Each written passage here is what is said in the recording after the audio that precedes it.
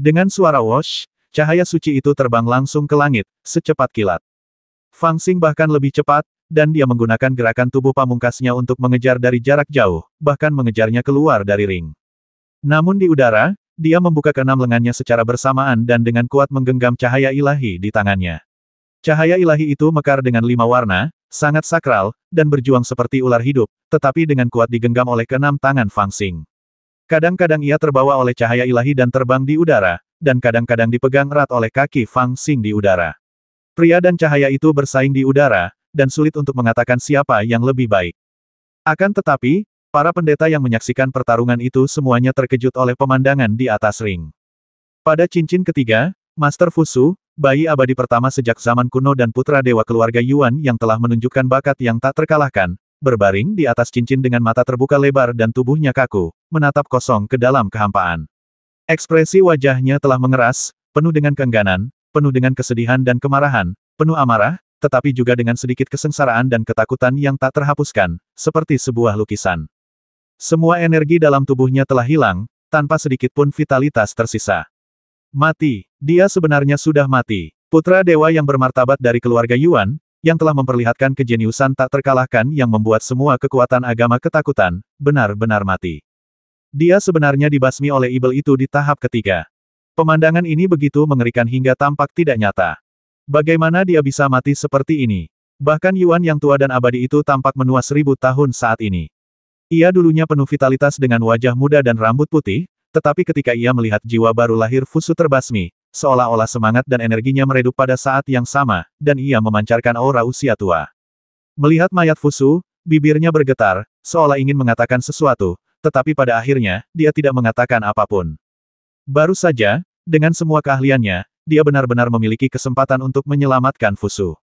Meskipun Bai Qianzhang menunjukkan kekuatan yang mengerikan, dia belum melewati kesengsaraan, jadi tidak ada yang bisa menghentikannya. Namun, kata-kata Bai Qianzhang membuat hatinya, yang telah diolah menjadi sekeras batu, bergetar. Dia bahkan ragu-ragu pada saat kritis menyelamatkan orang. Berpikir kembali ke masa lalu, dia merasa bahwa dia terlalu tidak adil kepada Lao Jiu dan anak-anaknya. Tidak adil apakah itu 700 tahun yang lalu atau 700 tahun kemudian. Oleh karena itu, dia berhenti sejenak, dan jeda inilah yang membuatnya akhirnya kehilangan kesempatan untuk menyelamatkan orang. Fusu, yang dianggapnya sebagai penerus keluarga Yuan, dibasmi oleh anak terlantar itu dengan pedang. Adapun Yuan Lingqiao, dia benar-benar tercengang saat ini. Seluruh tubuhku gemetar, dan aku mengerjapkan mata beberapa kali tanpa sadar, seolah tak percaya dengan apa yang kulihat. Adapun Bai Qianzhang, dia menjadi sangat tenang saat ini, dengan emosi yang melonjak di matanya dan sedikit rasa senang bercampur dengan rasa sakitnya. Aku mengawasimu, kemana lagi kau ingin lari?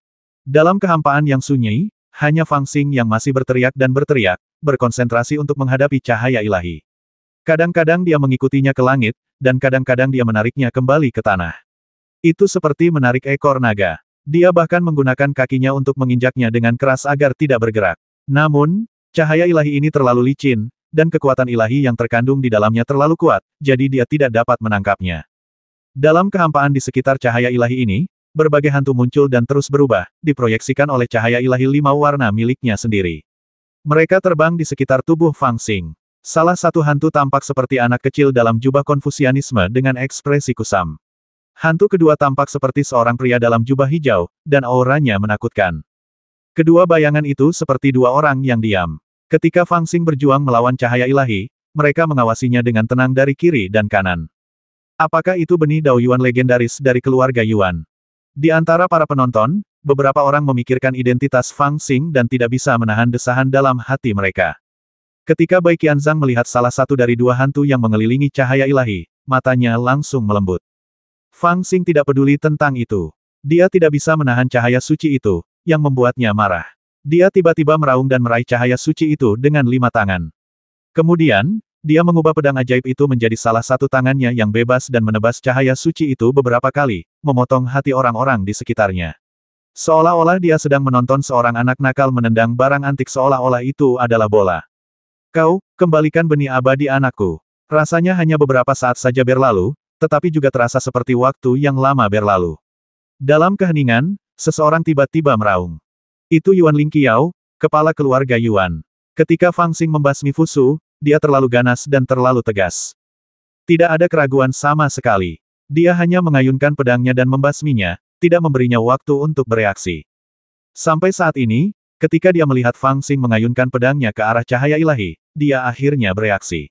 Untuk sesaat, kekecewaan, kemarahan, dan kesedihan yang tak berujung memenuhi hatinya, membuatnya meraung seperti orang gila. Sebuah gambar Dharma muncul di atas kepalanya, dan dia melambaikan tangannya untuk memanggil sejumlah besar jiwa yang dizalimi. Seluruh orang itu bergegas menuju Fang Xing dalam kehampaan seperti troll. Raungannya tampaknya telah membangunkan para kultivator dari banyak kekuatan.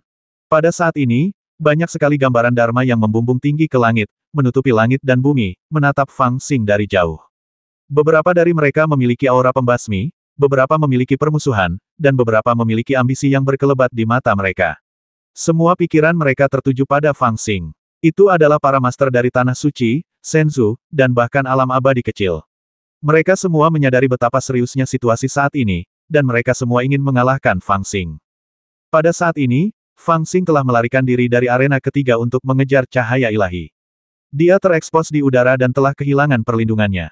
Yuan Lingqiao bergegas ke arahnya dan bahkan memblokir kekosongan di atas kepalanya. Dia terkejut saat dia berjuang melawan cahaya ilahi. Kemudian dia melihat mata yang tak terhitung jumlahnya diam tetapi jahat di sekelilingnya, dan hatinya bergetar. Cincin itu tidak jauh darinya, tetapi dilihat dari penampilannya, dia tampaknya tidak berniat untuk melarikan diri. Meskipun semua praktisi dari berbagai sekte telah siap, mereka saling waspada untuk sementara waktu dan tidak segera mengambil tindakan. Sebaliknya, Yuan Lingqiao tidak takut dan menyerbu ke arah Fang Xing dengan marah. Melihat tindakannya, para kultivator dari berbagai kekuatan hanya mengecilkan pupil mereka sedikit, seolah-olah mereka sedang menunggu kesempatan. Karena saat ini, sosok Bai Qianzhang telah melayang ke langit, pakaian putihnya berkibar, dan dia berdiri mendatar di depan Fang Xing. Pada saat yang sama, dua sosok dari Gunung Salju Besar dan Dao Ibel kuno juga bergegas maju. Salah satu dari mereka memegang gukin, jubah abu-abunya berkibar tertiup angin, dengan 5 gambar Dharma muncul di belakangnya, auranya memenuhi langit dan bumi. Yang lainnya mengenakan jubah emas, matanya sangat dingin, dia pertama-tama melirik Bai Qianzhang dengan ketidakpuasan, dan kemudian menghalangi Fang Xing ke arah lain. 3 kultivator hebat, seperti segitiga, dengan kuat melindungi Fang Xing di dalam, dan menatap para kultivator di sekitar mereka dengan waspada, aura mereka acuh tak acuh, dan mereka memiliki semangat heroik untuk tidak ragu-ragu untuk bertarung. Arhat emas kuil Lingshan dan para tetua sekte Ibel kuno, yang mewakili kekuatan di belakang mereka, juga berdiri, aura mereka meningkat. Pada pertemuan peri Yao Qi yang akbar ini, semua kekuatan diam-diam menunjuk ke Fang Xing. Fang Xing, yang memegang cahaya ilahi dan mengguncangnya di udara, telah menjadi fokus seluruh dunia. Meskipun sangat menakjubkan bahwa Dao besar setengah langkah telah membasmi bayi abadi, fakta bahwa dia kembali hidup-hidup dari alam misterius membuat orang-orang merasa tidak nyaman.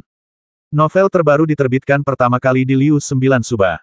Fang Xing, yang tidak dapat memasuki Suanyu, dianggap sebagai orang yang tidak berguna di mata sebagian orang, tetapi Fang Xing, yang dapat memasuki Suanyu, melambangkan keberuntungan yang tak terbatas. Berbagai sekte di Senzu dan bahkan dunia peri kecil, dan bahkan beberapa klan kuno di Tanah Suci, yang telah memutuskan hubungan mereka dengan Fang Xing, telah menyerah untuk mencapai kompromi dengan Fang Xing.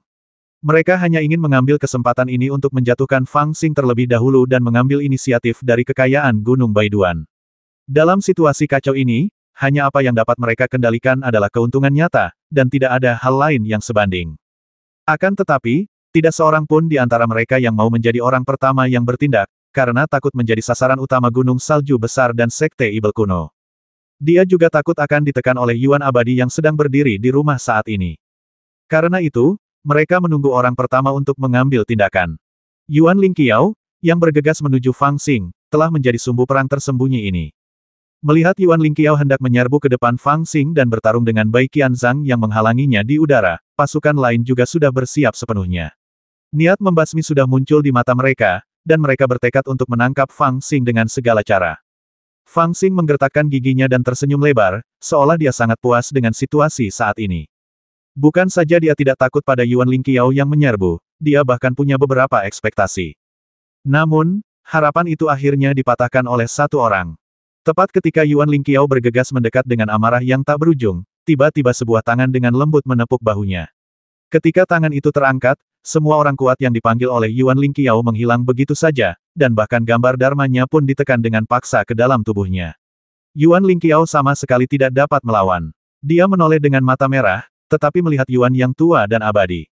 Biarkan dia mengambilnya. Itu miliknya. Suara penatua abadi Yuan terdengar sangat lelah, tetapi penuh dengan tekad yang tidak perlu diragukan lagi. Leluhur, kamu. Yuan Lingqiao menoleh, matanya penuh ketidakpercayaan, dan berteriak itu milik anakku, Fusu.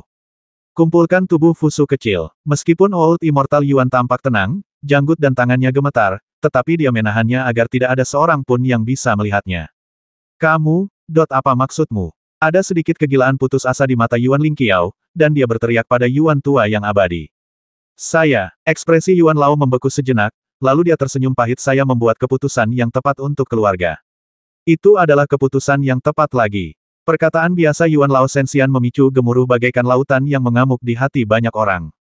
Pada saat ini, ejekan dan celaan tak berujung bermekaran di mata Bai Qianzhang, seolah-olah dia teringat keputusan benar yang dibuat oleh Yuan abadi tua 700 tahun yang lalu, dan setiap keputusan benar yang dia buat sebelum Fang Xing dari Demon Abyss bertarung sendirian melawan 7 penguasa Sensu. Leluhur ini memang sepenuh hati untuk keluarga Yuan. Dia selalu ingin membuat setiap keputusan yang benar untuk keluarga dari sudut pandang kelanjutan kelompok keluarga Yuan. Hanya saja di masa lalu, pengorbanan keputusan yang benar ini selalu Bai Qianzhang dan anak-anaknya. Dan Yuan Lingqiao hampir putus asa. Keputusan-keputusan tepat yang dibuat oleh para leluhurnya di masa lalu telah memungkinkan keluarganya memperoleh keuntungan berkali-kali, tetapi kali ini, keuntungan tersebut bagai pisau tajam yang menusuk jantungnya. Dia merasakan kekuatan ilahi yang kuat dari tangan yang dipegang oleh Dewa Tua Yuan di bahunya. Dia tahu bahwa leluhur tua itu tidak hanya mencoba membujuknya, tetapi benar-benar menekannya, tidak membiarkannya mengambil tindakan saat ini untuk mengambil kembali cahaya ilahi. Fang Xing hanya mengerutkan kening setelah mendengar apa yang dikatakan penatua abadi Yuan, sambil berpikir kamu benar. Namun, beberapa kepala keluarga bangsawan di sekitarnya, meskipun mereka merasa sangat tidak rela dalam hati, samar-samar mengerti apa yang dilakukan oleh Yuan abadi tua itu. Kepentingan keluarga. Bagi sebuah keluarga kuno yang telah diwariskan selama puluhan atau bahkan ratusan ribu tahun, apa yang lebih penting dari ini? Pangeran Fusu sudah meninggal. Bahkan jika Yuan yang tua dan abadi gagal menyelamatkannya karena dia terganggu sejenak, dan bahkan jika dia adalah benih harapan besar dan sumber harapan bagi seluruh keluarga Yuan beberapa saat yang lalu, dia sudah meninggal sekarang dan telah menjadi mayat. Sekalipun dia memiliki bakat seorang raja abadi, seluruh masa depannya telah hancur. Dan Fang Xing selamat. Tidak peduli apa identitas sebelumnya, tidak peduli apakah kualifikasinya sebanding dengan Fusu, dia selamat.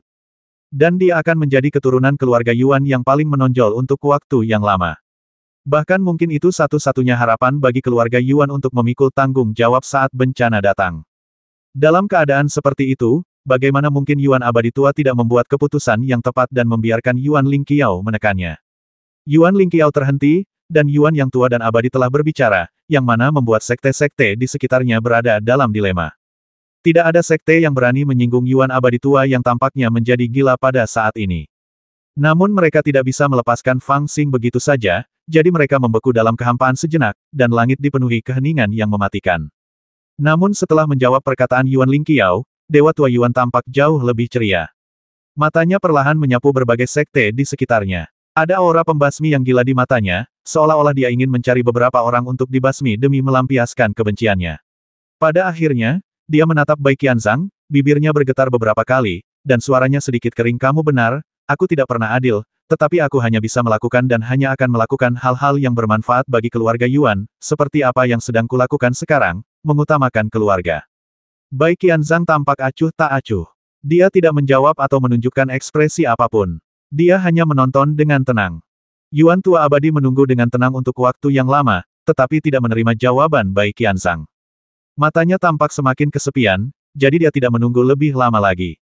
Dia berbalik dan melihat ke arah Ibu Suri Yaoqi. Setelah merenung sejenak, dia berbicara dengan suara rendah, Istana Fuyao dan keluarga Yuan telah bersekutu dan saling mendukung selama puluhan ribu tahun. Kita seharusnya tidak memutuskan persekutuan karena masalah sepele ini. Sedangkan untuk Xin Yang, aku akan mencari semua ramuan di dunia untuk membantunya membangun kembali tubuhnya. Aku juga bersedia memberinya salah satu dari 3 buku abadi keluarga Yuan. Aku hanya berharap Ibu Suri dapat memahami kerja kerasku. Ibu Suri Yaoqi duduk dengan tenang untuk waktu yang lama, lalu perlahan berdiri dan membungkuk, berkata, sejak perubahan yang mengguncang bumi 700 tahun yang lalu, Istana Fuyao dan Yaoqi telah memperoleh banyak manfaat dari bantuan Sang Abadi Tua. Bantuan ini tidak akan terlupakan. Saya juga memahami dilema yang Anda rasakan, dan saya harus mengutamakan situasi secara keseluruhan. Yuan tua abadi mengangguk, mendesah, dan menatap kepala keluarga Han yang tidak jauh dari situ mengenai masalah raungan pedang. Keluarga Yuan Ku akan memberikan penjelasan. Orang mati tidak dapat dibangkitkan, tetapi keluarga harus terus berlanjut. Aku pasti akan memberikan penjelasan yang memuaskan kepada keluarga Han. Kepala keluarga Han tampak serius dan ragu-ragu sejenak sebelum berkata, masalah ini sangat penting, kita harus melaporkannya kepada leluhur kita terlebih dahulu. Saya yakin teman saya Jian Qi akan memahami niat saya. Si tua abadi Yuan mengangguk lagi, lalu menatap keluarga Meng. Setiap kali dia menatap kepala keluarga kuno, dia akan mengatakan sesuatu, sedih namun tegas. Lambat laun, semua kultivator di sekitarnya menyadari niatnya, dan keterkejutan serta ketidakberdayaan di hati mereka tak terlukiskan. Buatlah pilihan yang tepat untuk keluarga Anda. Penatua abadi Yuan tidak hanya berbicara. Pada saat ini, dia jelas sedang menjelaskan kematian Fang Xing bersama dengan 7 guru besar Shenzhou di Jurang Ibel. Tujuan dari penjelasan ini tentu saja untuk menyelesaikan kebencian terhadap Fang Xing. Dengan kata lain, dia melampiaskan kebencian terhadap Fang Xing dan memberi mereka penjelasan lisan atau janji ketika dia dipenggal. Tidak peduli apakah keluarga kuno ini senang atau tidak, tingkat kultivasi Yuan abadi tua ada di sana. Dia bertanya dengan rendah hati, jadi bagaimana mungkin keluarga kuno setuju atau tidak? Siapakah yang berani merebut seseorang dari kultivator di alam penyeberangan kesengsaraan ini? Kecuali semua kekuatan menyerang sekaligus, masih ada harapan, dan apa yang dilakukan Yuan abadi tua sekarang adalah menghilangkan kemungkinan ini. Selama kita dapat meredakan kemarahan publik untuk sementara waktu saat ini, maka masalahnya dapat dibicarakan kemudian. Setengah penekanan, setengah janji, suasana tegang di lapangan sebenarnya sedikit mereda. It was not until the last moment that the old immortal Yuan looked at Fang Xing. He was silent for a long time, looking at Fang Xing with eyes that were so metimes dim, so metimes worried, and so metimes full of helplessness. Until the end, he sighed and spoke softly. I know that you must be full of dissatisfaction and hatred toward the family now, but I still hope that you can understand one thing. People who practice cultivation practice immortality, but how many people can really break through the immortal path and live forever? Most of the time, our immortality is carried out in another way. That is, the inheritance and continuation of blood. After my Yuan family as immortal ancestor became a saint, he had already passed away for many years, but my Yuan family is still here, we is equivalent to the immortal ancestor of the Yuan family still alive in the world. Therefore, we always have to do something for the family to ensure its prosperity.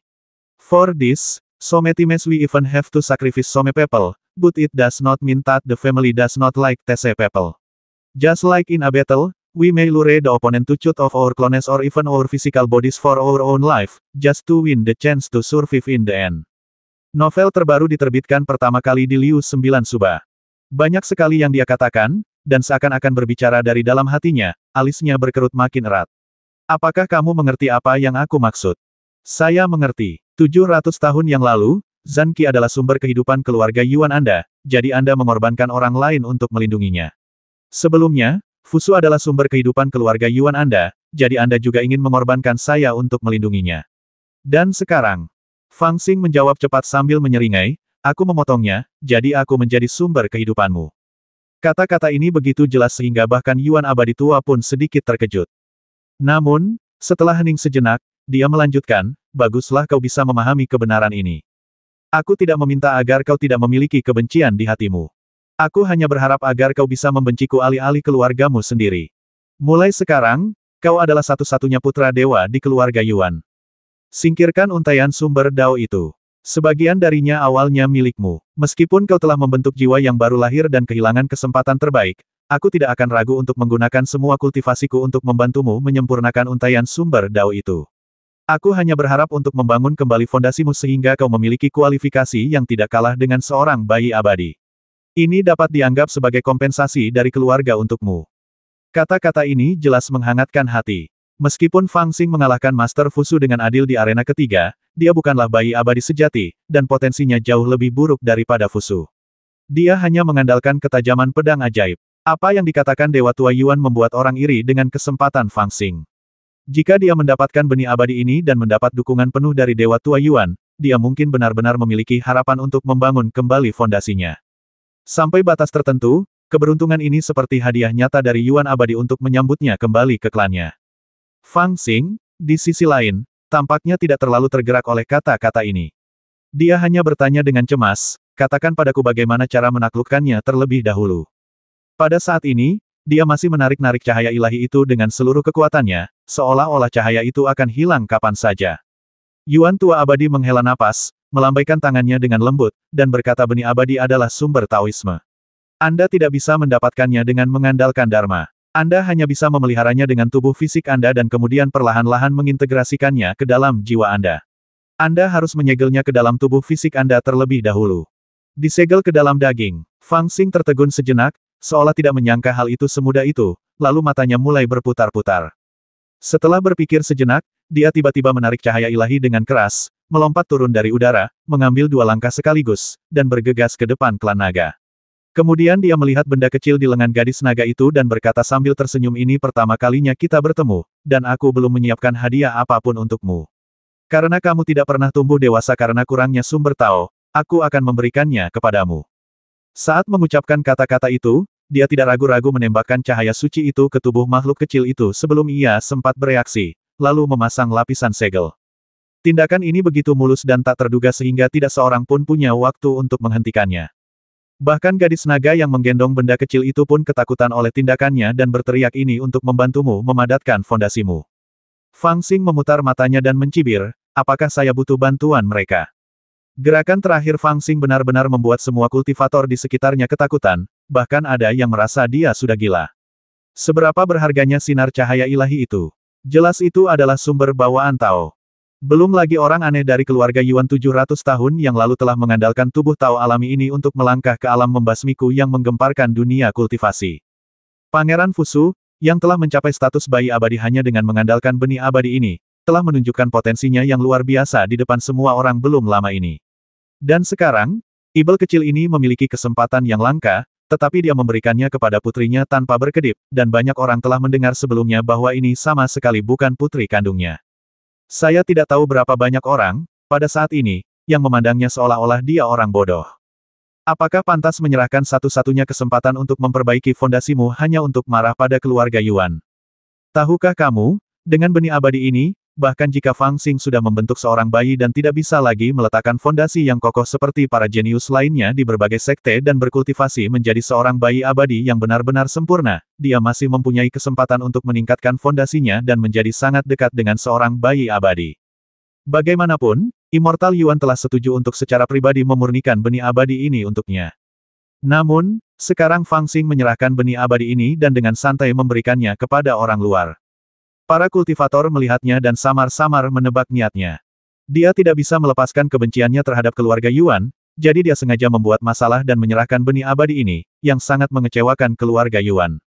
Itu seperti anak nakal yang tidak memikirkan konsekuensinya. Atau, dia sombong dan berpikir bahwa dia tidak kalah dengan bayi abadi, jadi dia menunjukkan penghinaannya terhadap benih abadi ini, ingin membuktikan kepada orang lain bahwa dia masih bisa bangkit tanpa benih abadi. Menghadapi semua spekulasi ini, tidak peduli yang mana, semua kultivator hanya ingin memarahinya naif. Bahkan jika Fang Xing telah membasmi Fusu di arena ketiga, itu tidak membuktikan bahwa dia lebih kuat dari bayi abadi. Bagaimanapun, karakteristik terbesar dari bayi abadi Fusu terletak pada potensinya. Semakin lama bayi itu terbentuk, semakin mengerikan kekuatannya. Dan Fang Xing baru saja memanfaatkannya saat dia masih belum dewasa. Jika Fang Xing menyerahkan benih abadi, itu sama saja dengan menghancurkan masa depannya sendiri. Bahkan Yuan yang tua dan abadi pun terkejut setelah tertegun cukup lama, tetapi dia tidak punya waktu untuk melangkah maju untuk menghentikannya. Dia hanya menatap Fang Xing dengan tatapan yang lebih berat di matanya saat ini.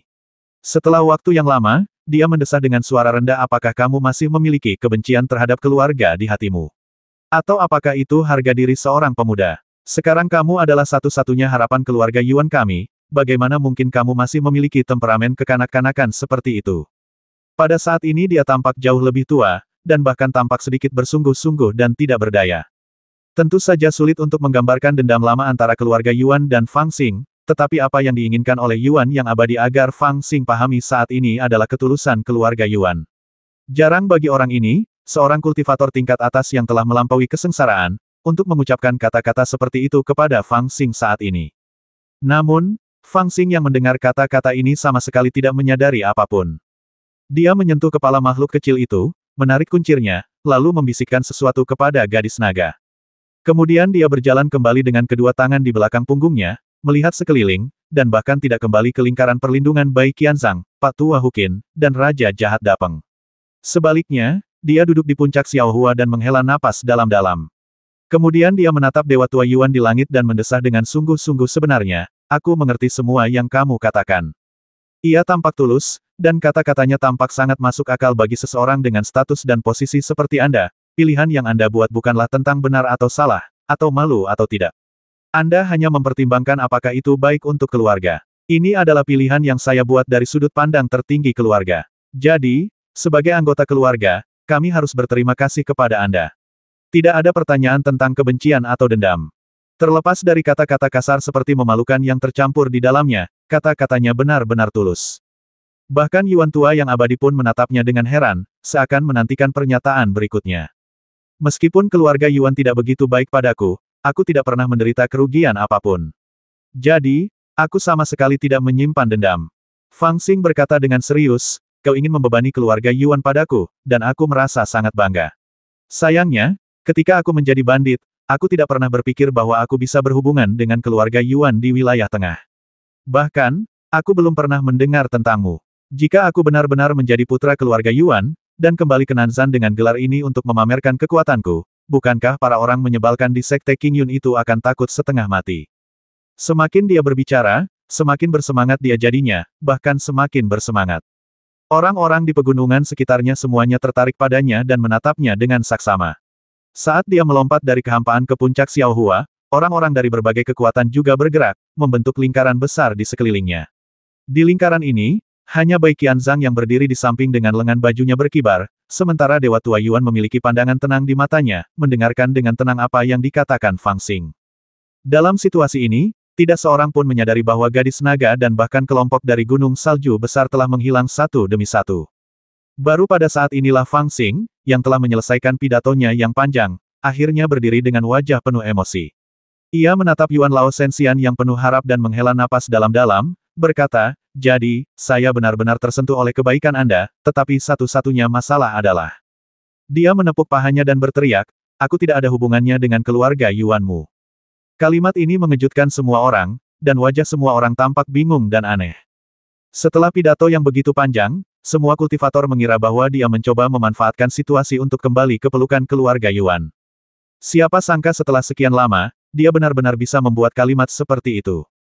Fang Xing tidak dapat menahannya lagi, dan berdiri dengan gembira, menunjuk Paman Eleven dan berkata, pria tua berambut putih itu sangat baik padaku, tetapi bagaimana mungkin dia ayahku?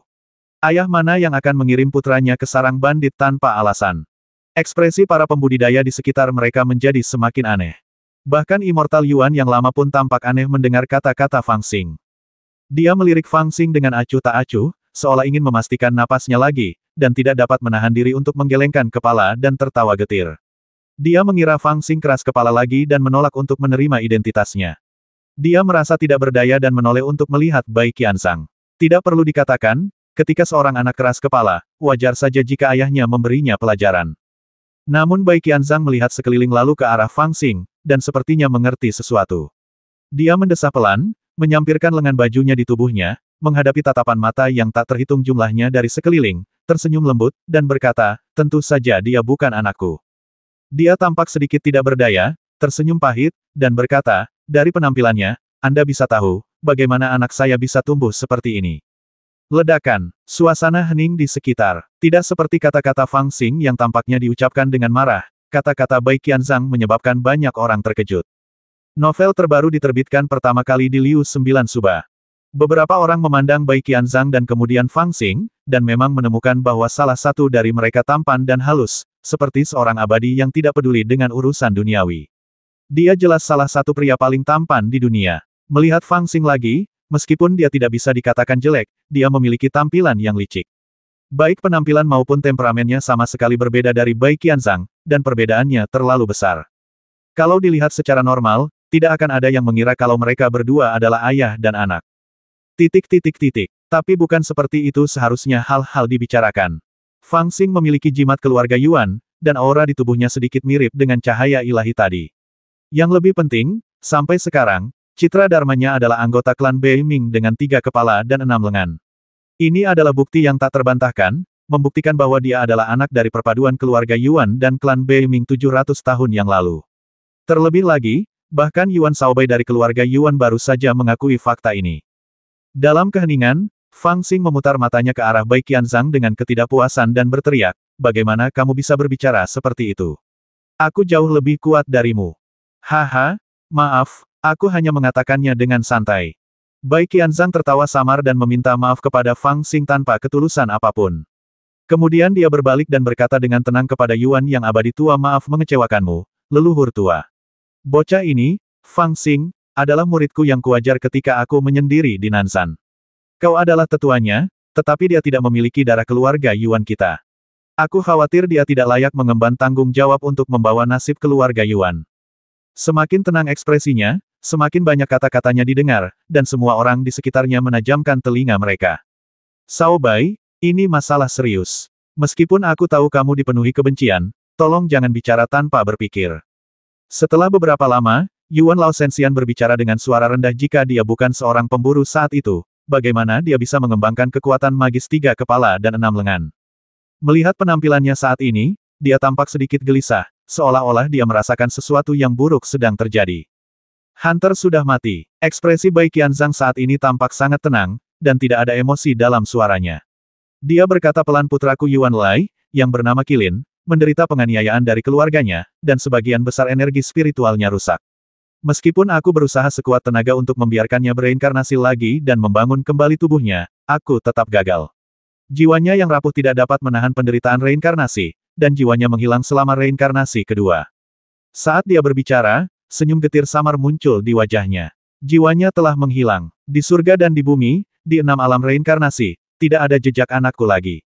Namun, sumber daunnya masih ada. Meskipun tidak banyak, masih ada yang tersisa. Jadi aku memurnikan sumber daunnya menjadi cairan spiritual, memilih seorang anak pemberani di Nanzan, dan memberinya semua sumber dao, berharap dia bisa membalaskan dendam anakku. Saat berbicara, Bai Qianzhang menjadi tenang sejenak, lalu menatap lurus ke arah Yuan abadi dan berkata dengan tenang, kakek, Anda telah melakukan kesalahan. Anda seharusnya tidak berhenti menyelamatkan orang karena rasa bersalah. Di saat ragu-ragu itu, Anda telah kehilangan keturunan terakhir dari keluarga Yuan yang mampu menanggung nasib. Ledakan, ledakan, ledakan. Suara Bai Qianzhang selalu acuh tak acuh, dan dia bahkan tidak menggunakan kekuatan sihir apapun untuk merangsangnya. Namun, di telinga Yuan Xiantua dan para kultivator di sekitarnya, suaranya seperti guntur yang menggelegar di langit, memekakkan telinga. Terutama Yuan Xiantua dan Yuan Lingqiao, yang baru saja mengalami rasa sakit karena kehilangan putranya, bahkan lebih terkejut dengan kebenaran yang diceritakan oleh Bai Qianzhang. Mereka dipenuhi dengan keterkejutan dan keraguan yang tak berujung, dan bahkan beberapa renungan seperti yang diharapkan. Awalnya, setelah mereka menebak niat Bai Qianzhang tahun itu, mereka tidak berpikir dia bisa berhasil. Reinkarnasi jiwa terlalu sulit, belum lagi jiwa anak itu telah rusak parah pada saat itu, dan hanya ada sedikit sumber Tao yang tersisa. Baru kemudian, ketika Fang Xing muncul di wilayah utara Shenzhou dan melakukan semua perbuatan itu, mereka percaya bahwa Bai Qianzhang telah berhasil, karena kinerja anak itu terlalu menakjubkan, dia tidak memiliki apa-apa, tetapi dia berulang kali melakukan beberapa hal yang menakjubkan, yang membuat orang secara tidak sadar menebak bahwa anak ini pasti memiliki guru yang bijaksana, latar belakang yang dalam, dan bakat luar biasa yang melampaui teman-temannya. Oleh karena itu, setelah jimat keluarga Yuan yang dikenakan oleh Fang Xing ditemukan, mereka secara tidak sadar menganggapnya sebagai anak itu.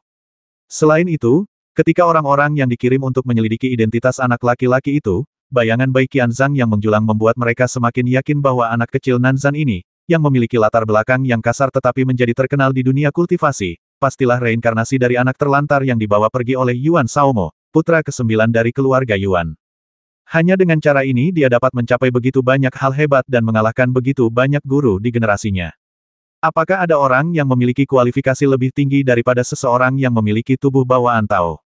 Selanjutnya, kekuatan magis 3 kepala dan 6 lengan yang dipamerkan Fang Xing di depan orang lain semakin menegaskan hal ini. Namun sekarang, suara Bai Qianzhang samar-samar, tetapi dia akhirnya mengungkapkan kebenaran sedikit demi sedikit. Dia mulai dengan bercerita tentang bagaimana dia memberontak terhadap keluarga Yuan, dan pergi jauh ke klan Beiming Tanah Suci untuk mencari obat-obatan yang berharga. Dia juga bercerita tentang bagaimana dia diburu dan melarikan diri ke Nanzan, di mana dia menginterogasi kerajaan hantu perbatasan selatan tentang metode rahasia reinkarnasi. Dia juga bercerita tentang bagaimana anaknya meninggal, dan bagaimana dia bersembunyi di Sekte King Yun di wilayah Chu, memilih benih balas dendam yang cocok. Akhirnya, dia bahkan menceritakan kisah yang jelas tentang bagaimana dia menemukan Fang Xing dan bagaimana dia memberinya sumber Tao sedikit demi sedikit. Bahkan Fang Xing, dari kata-kata ini, mengetahui banyak detail yang tidak dia sadari saat itu, dan merasa seolah-olah dia tiba-tiba menyadari sesuatu. Dari perkataan Bai Qianzhang, semua kultivator akhirnya mengerti kebenarannya. Tidak heran anak ini bisa mengolah kekuatan magis 3 kepala dan 6 lengan, tidak heran dia bisa memakai jimat keluarga Yuan tanpa ditolak, tidak heran dia dilahirkan tanpa rasa memiliki terhadap keluarga Yuan. Ternyata ini hanyalah pion yang digunakan oleh seorang ayah yang marah untuk membalas dendam. Setelah jiwa anaknya tercerai-berai, ia menggunakan amarah dan kecerdasannya untuk membudidayakan janin, lalu melepaskan janin tersebut ke dunia, dan diam-diam menutup diri untuk menanti kematian, sambil meyakini bahwa janin tersebut akan mampu membalaskan dendamnya. Tentu saja, dia begitu yakin kalau penjahat ini akan mewujudkan keinginannya, tapi itu juga merupakan topik yang menarik, yang membuat para pendeta di sekitarnya tidak dapat menahan diri untuk tidak bertanya-tanya, betapa bencinya setan kecil yang saat itu baru berusia sekitar 10 tahun ini, hingga membuat Yuan Shaobai begitu percaya diri dengan kemampuannya untuk menimbulkan masalah dan menaruh semua upaya dan harapannya untuk membalas dendam padanya. Tetapi setelah itu, tampaknya dia benar-benar berhasil. Bai Qianzhang selamat adalah murni karena suatu kebetulan. Meskipun ia selamat, ia tidak dengan sengaja memaksakan sesuatu. Ia hanya membiarkan Fang Xing berjuang sendiri. Kemudian ia menunggu waktu yang tepat, muncul, dan menjelaskan kebenaran. Jika Bai Qianzhang tidak perlu berbohong saat ini, tidak seorang pun akan percaya bahwa semua ini terjadi secara alami. Yang bisa saya katakan adalah meskipun dia sangat frustrasi saat itu, pandangannya dalam memilih orang sungguh bagus. Tentu saja, ketika semua kebenaran terungkap, para kultivator tiba-tiba menyadari apa yang sedang terjadi, dan pada saat yang sama, mereka juga merasakan kemarahan yang tak berujung di hati Bai Qianzhang. Betapa kejamnya seorang ayah yang mengubah sumber Tao putranya menjadi genangan cairan spiritual dengan tangannya sendiri. Dia sedang menyempurnakan satu-satunya tanda anaknya yang tersisa di dunia dengan tangannya sendiri. Siapa yang dapat melakukan ini tanpa dukungan kebencian yang melonjak dan menakutkan? Si tua abadi Yuan terdiam, ekspresinya makin suram, dan di balik wajahnya yang acuh tak acuh, ada luapan emosi. Para petani di sekitar tenggelam dalam kebenaran yang mengerikan ini dan menyaksikan dengan tenang. Sementara para kultivator lainnya tercengang, Bai Qianzhang menyelesaikan kata-katanya, lalu dengan tenang berjalan menuju Fang Xing. Ketika dia berada 3 kaki dari Fang Xing, dia berhenti dan menatap Fang Xing dengan tenang. Setelah waktu yang lama, dia berbisik, "Maaf." Fang Xing awalnya tersenyum, tetapi setelah mendengar ini, matanya melebar kenapa. Bai Qianzhang mendesah pelan, ekspresinya sedikit meminta maaf, "Kamu adalah muridku, tetapi aku menggunakanmu untuk membalas dendam." Fang Xing tiba-tiba tersadar dan berkata sambil tersenyum, "Kamu membicarakan hal ini, aku sudah tahu kalau kamu memanfaatkanku." Setelah mendengar ini, Bai Qianzhang sedikit tertegun dan menatapnya dengan rasa ingin tahu. Fang Xing tertawa dan berkata, "Sejak awal ketika kamu mengajariku dengan sangat serius dan memberiku banyak sumber daya yang bagus, aku menduga bahwa kamu pasti ingin menggunakan aku untuk melakukan sesuatu. Kalau tidak, kamu bukan ayah kandungku, mengapa kamu begitu baik padaku?" Bai Qianzhang tampak sedikit penasaran. "Kamu tidak keberatan. Kamu memberiku keuntungan, dan aku membiarkanmu memanfaatkanku. Ini adil." Fang Xing berbicara dengan percaya diri, menatapku, dan berkata dengan serius, "Awalnya, aku berhati-hati, tetapi kemudian aku mengetahui bahwa kamu tidak ingin membasmiku secara langsung, jadi aku tidak mau repot-repot memikirkannya. Kemudian, aku merasa bahwa kamu cukup baik padaku, jadi aku berpikir untuk bekerja sama denganmu sedikit lebih lama." Saat dia berbicara, dia tiba-tiba merendahkan suaranya dan berkata sambil tersenyum, "Sebenarnya, aku tahu kamu tidak bermaksud untuk mengungkapkan kebenaran saat ini, tetapi menurutku mengungkapkan kebenaran saat ini pasti merupakan cara terbaik bagimu untuk melampiaskan amarahmu, jadi aku mengatakannya tanpa membahasnya." Mata Bai Qianzhang tampak dipenuhi dengan emosi, tetapi dia terdiam cukup lama sebelum perlahan-lahan mengeluarkan sebuah menara gading kecil dari tangannya dan menyerahkannya. Kemudian, sebuah pikiran ilahi yang tak terdeteksi memasuki lautan kesadaran Fang Xing. "Dasar bocah bodoh, aku tidak akan mengatakan yang sebenarnya kepadamu saat ini, tetapi itu bukan karena aku punya rencana lain, tetapi karena aku ingin menunggu sampai kamu melarikan diri sebelum memberitahumu. Akhirnya aku melihatmu lagi." Ketika Fang Xing melihat menara gading kecil itu, dia sangat gembira. Dia segera mengambilnya dan memeriksa apakah ada yang hilang. Namun setelah melihatnya, saya merasa lega. Untungnya, semua yang saya butuhkan masih ada, dan bahkan ada lebih banyak barang. Aku sudah memperbaiki rune di menara kecil itu sekali, tetapi kultivasiku masih belum cukup, jadi aku hanya bisa memperbaikinya sedikit. Rune itu seharusnya bisa membawamu pergi dari sini. Barang-barang di dalamnya adalah barang-barang yang telah aku persiapkan untukmu selama beberapa tahun terakhir. Ini juga cara untuk membalas budi atas apa yang telah kau lakukan untukku. Suara Bai Qianzhang dengan lembut memasuki lautan kesadaran Fang Xing, dan kemudian dia tersenyum pada Fang Xing seolah mengucapkan selamat tinggal. Fang Xing mengangkat kepalanya dan melihat sekeliling, dan dia sudah mengerti rencana Bai Qianzhang. Paman ke-11-nya, setelah membalas dendam, tidak tertarik untuk hidup lagi, dan dia telah mengungkapkan kebenaran saat ini, yang telah menempatkannya dalam situasi yang putus asa. Baik Yuan tua yang abadi, yang pasti akan marah, maupun para kultivator dari sekte lain tidak akan membiarkannya pergi dengan mudah. Namun, paman ke-11-nya memberinya menara gading, senjata ajaib yang mewakili satu-satunya jalan keluarnya, dan berencana untuk tetap tinggal untuk melindungi tempat persembunyiannya sehingga dia bisa melarikan diri. Kau bahkan ingat menyiapkan sesuatu yang baik untukku, itu lebih tepat. Fang Xing tenang dan menggumamkan sesuatu, lalu memiringkan kepalanya dan menatap Bai Qianzhang. Setelah beberapa saat, dia tiba-tiba berkata, kamu benar-benar bukan ayahku. Bai Qianzhang sedikit terkejut, lalu tersenyum dan berkata, tidakkah kamu melihatnya sendiri? Novel terbaru diterbitkan pertama kali di Liu 9 Suba. Fang Xingdao biar aku konfirmasi. Bai Qianzhang sedikit terkejut, dan ekspresinya menjadi sedikit serius. Dia menatapnya dengan tenang untuk waktu yang lama, lalu mendesah pelan, ekspresinya tampak sedikit hilang, dan dia tersenyum pahit dan berkata sebenarnya, aku juga berharap pemburuku bisa sepertimu, tetapi sayangnya, kamu benar-benar tidak. Setelah mendengar kata-kata Bai Qianzhang, ekspresi Fang Xing yang sedikit serius tiba-tiba melunak. Dia melambaikan tangannya dengan acuh tak acuh, seolah merasa lega. Dia menepuk dadanya dan tersenyum, tidak buruk, tidak buruk. Jika kamu adalah ayahku, bukankah itu akan membuatmu menjadi kekasih ibuku? Ketakutan masih terlihat di wajahnya terlalu menakutkan untuk memikirkannya. Haha, Bai Qianzhang tertawa terbahak-bahak setelah mendengar ini. Dia berbalik dan merentangkan tangannya. Pakaian putihnya berdesir tertiup angin gunung. Sinar matahari terpancar dari depannya, seolah-olah memberikan kesan keemasan pada sosoknya. Dia tidak membiarkan Fang Xing melihat ekspresinya, tetapi hanya suara lega yang terdengar selama kamu tidak keberatan dan bersedia memanggilku guru lagi, maka aku akan merasa puas. Saat dia berbicara, cahaya ilahi muncul di tubuhnya, dan dia bergegas menuju langit seperti dewa, lebih tinggi dari matahari terbenam. Silakan, aku akan melindungimu. Pada saat ini, Fang Xing hanya menatap Bai Qianzhang dalam diam tanpa mengatakan apapun untuk waktu yang lama. Namun pada akhirnya, dia tetap tidak mengikuti instruksi Bai Qianzhang dan memasuki menara kecil itu, lalu menggunakan kekuatan di dalamnya untuk melarikan diri dari tempat ini. Sebaliknya, dia menjejalkan menara kecil itu ke dalam pelukannya, berjalan ke arah Bai Qianzhang dengan angkuh, dan tersenyum sambil melingkarkan lengannya di bahu Bai Qianzhang. Dia membisikkan sesuatu, tetapi Bai Qianzhang tercengang oleh apa yang didengarnya, dan menoleh untuk menatapnya dengan sedikit kebingungan. Apakah kamu serius? Bai Qianzhang berhenti sejenak sebelum bertanya dengan ragu-ragu. Bisakah aku mempermalukan diriku sendiri? Fang Xing memutar matanya, meremehkan jawaban pertanyaan Bai Qianzhang. Bai Qianzhang tertegun sejenak setelah mendengar ini, tetapi dia juga tersenyum pahit, setengah terdiam, setengah lega. Dia mengusap alisnya dengan lembut dan mencerna apa yang dikatakan Fang Xing kepadanya. Kemudian dia menghela napas dan berkata, kalau begitu, mari kita bertarung berdampingan.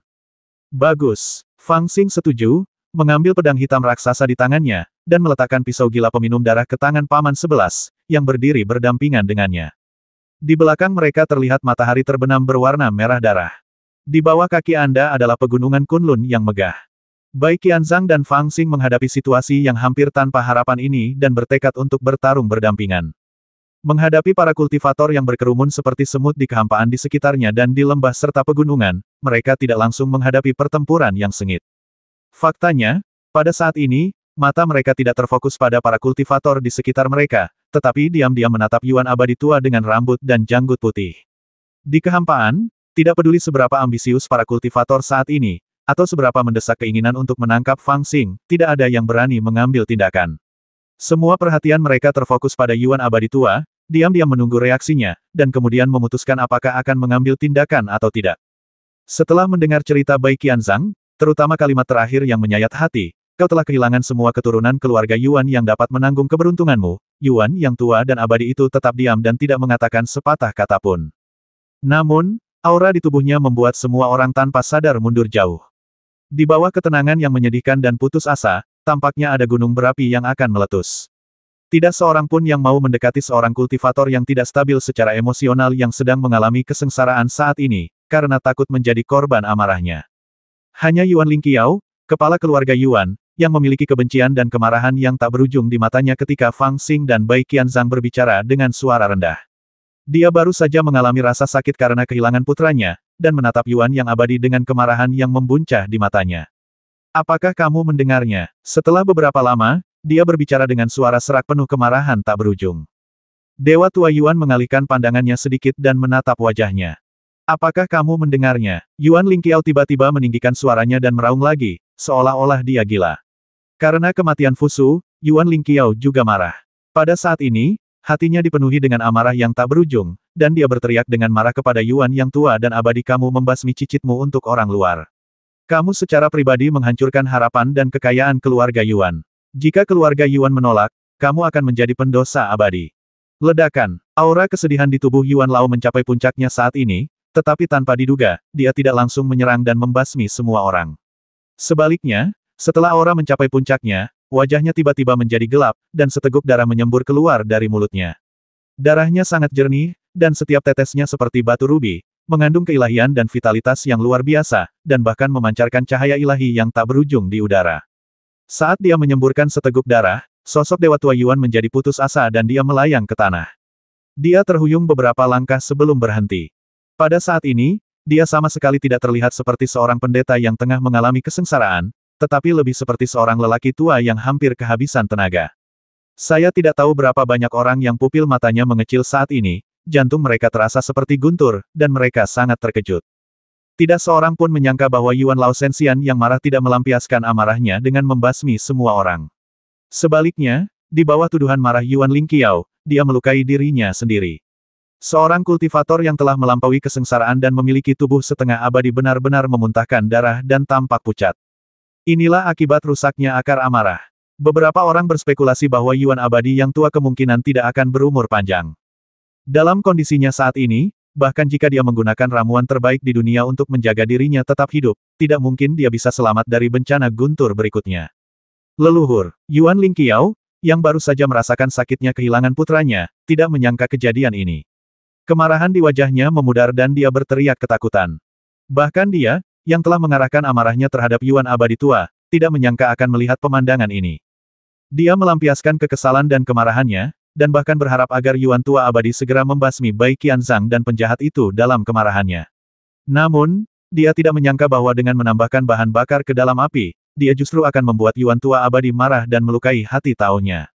Old Immortal Yuan adalah leluhur keluarga Yuan dan seorang malaikat pelindung. Meskipun keluarga Yuan tidak lagi memiliki generasi muda yang membawa kekayaan keluarga, selama Dewa Tua Yuan masih hidup, keluarga Yuan masih bisa bertahan untuk 1 hari lagi. Namun sekarang perubahan Dewa Tua Yuan telah membuat Yuan Lingqiao sangat ketakutan. Dia begitu sedih dan marah sehingga dia bahkan memuntahkan darahnya sendiri, dengan ekspresi kematian di wajahnya. Adegan ini benar-benar menakutkan. Jika Dewa Tua Yuan meninggal, keluarga Yuan akan benar-benar menghadapi kiamatnya. Baru pada saat inilah para kultivator di sekitarnya menyadari bahwa Yuan tua abadi bukan hanya seorang kultivator hebat yang telah melampaui kesengsaraan, tetapi juga seorang lelaki tua. Cepatlah dan bantu Yuan tua abadi ke gunung belakang dan dapatkan buah dari pohon persik giok merah di tengah negeri dongeng Yaoci. Ibu suri Yaoci terkejut, lalu dia menukik turun bagai awan yang mengalir, menopang Yuan abadi yang sudah tua, lalu membisikkan instruksi kepada pelayan di sampingnya. Ibu suri, pelayan itu tampak sedikit terkejut dan memanggil pelan, seolah hendak mengingatkan Ibu suri. Ibu suri mengerutkan kening dan berteriak, pergi.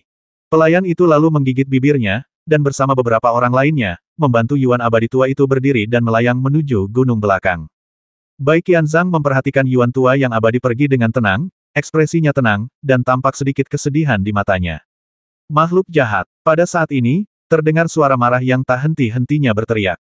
Yuan Lingqiao melesat ke udara dan menatap Bai Qianzhang dengan penuh kebencian, matanya hampir menyemburkan api, kau membasmi anakku dan membuat keluarga Yuan tidak memiliki penerus. Itu tidak cukup. Sekarang bahkan para leluhur marah padamu. Apakah kau puas sekarang? Ketika fondasi keluarga Yuan selama puluhan ribu tahun hancur dalam sekejap, atau bahkan lenyap begitu saja, apakah kau akan puas? Bai Qianzhang tidak menjawab, tetapi hanya menatapnya dengan tenang. Yuan Lingqiao dipenuhi dengan niat membasmi, dan menunjuk Bai Qianzhang pengkhianat, penjahat, jawab aku. Bai Qianzhang akhirnya berbicara perlahan, dengan tenang berkata, bukannya aku tidak mengerti prinsip berkorban demi keluarga. Saat aku di keluarga Yuan, aku juga bertarung dengan musuh-musuh keluarga Yuan tanpa peduli hidup dan mati. Namun, karena kita adalah bagian dari keluarga, kita harus berkorban demi keluarga dan berhak mendapatkan perlindungan dari keluarga. Namun, anakku tidak mendapatkan kesempatan yang seharusnya, tetapi dipaksa untuk berkorban. Lalu, apa perlunya keluarga ini ada? Tapi lupakan saja, kau tidak akan mengerti prinsip ini jika kau tidak berdebat dengan orang bodoh. Ayo kita lakukan. Mata Yuan Lingqiao berubah merah, dan dia tiba-tiba berteriak basmi putra pemberontak itu dan tekan ibel itu. Ledakan, dialah orang pertama yang mengambil inisiatif dan menyerbu ke depan, auranya memancar keluar, dan jiwa-jiwa yang terzalimi yang tak terhitung jumlahnya itu bagaikan pasukan, membawa roh jahat yang sangat banyak. Di belakangnya, para anggota keluarga Yuan yang telah memasuki Kunlun dan bahkan para jenderal keluarga yang ditempatkan di tengah gunung juga bergegas bersama. Sesaat sosok-sosok manusia berkumpul dari segala arah bagaikan awan gelap. Menatap awan gelap, Bai Qianzhang dan Fang Xing hanya bertukar pandang, lalu mereka bergegas keluar secara terpisah.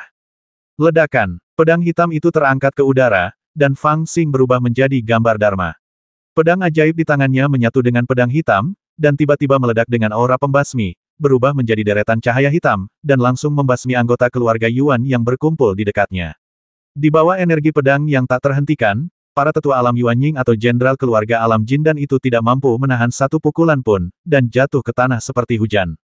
Novel terbaru diterbitkan pertama kali di Liu 9 Suba. Bai Qianzhang, mengenakan jubah putih yang berkibar-kibar seperti orang abadi, memegang pedang gila peminum darah di tangannya dan menebas langsung ke arah Yuan Lingqiao. Bayangan pedang itu terbang kemana-mana, dan dia membasmi satu demi satu prajurit jiwa yang dizalimi. Dia bertarung dengan Yuan Lingqiao yang marah. Dia tampak tenang dan kalem, dan pedang gila peminum darah di tangannya benar-benar memancarkan aura dunia lain, dan dia dengan tenang dan bermartabat menekan Yuan Lingqiao dan menempatkannya pada posisi yang kurang menguntungkan. Dewa tua Yuan sangat marah hingga muntah darah dan tidak dapat menyerang untuk sementara waktu. Semua anggota keluarga Yuan lainnya tidak sebanding dengan guru dan murid ini.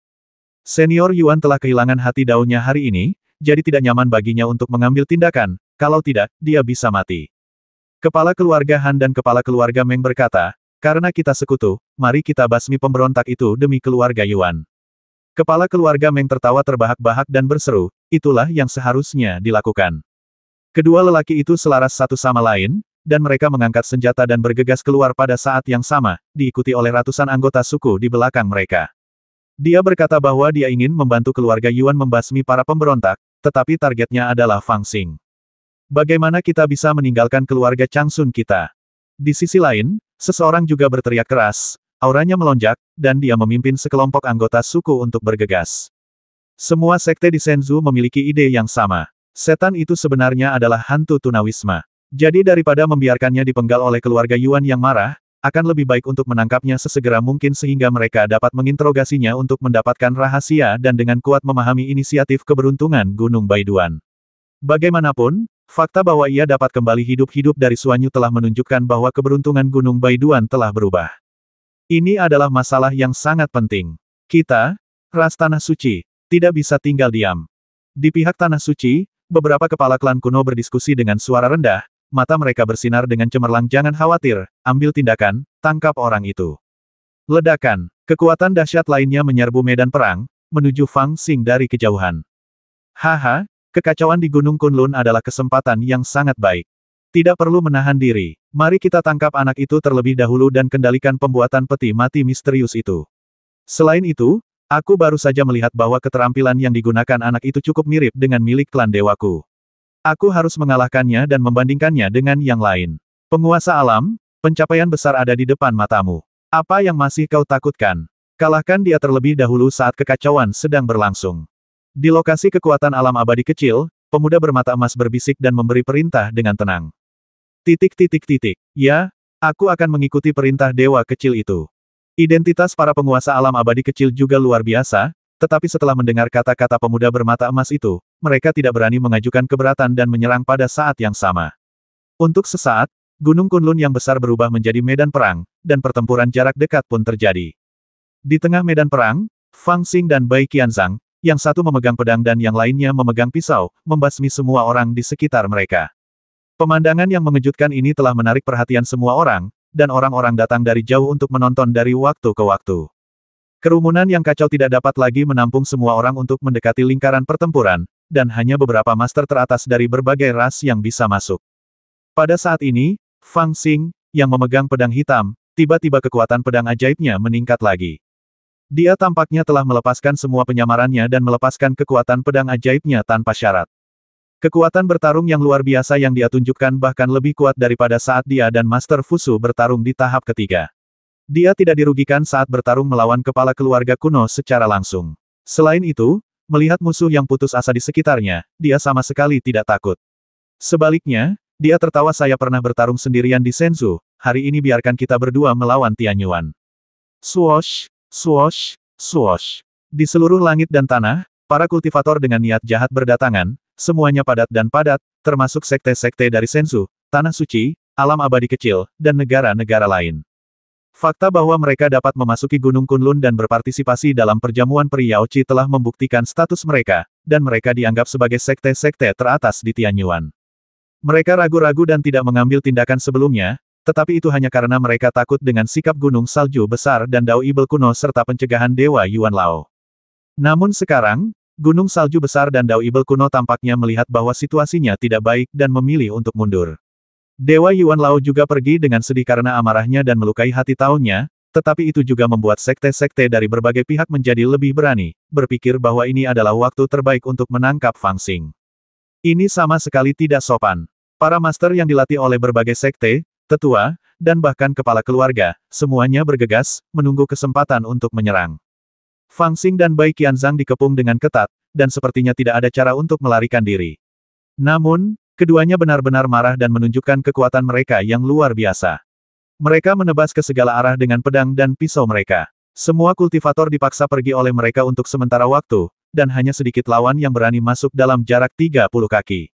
Situa 9, kau telah merencanakan selama 700 tahun dan mengatur situasi jahat ini, menghancurkan kekayaan keluarga Yuan kita.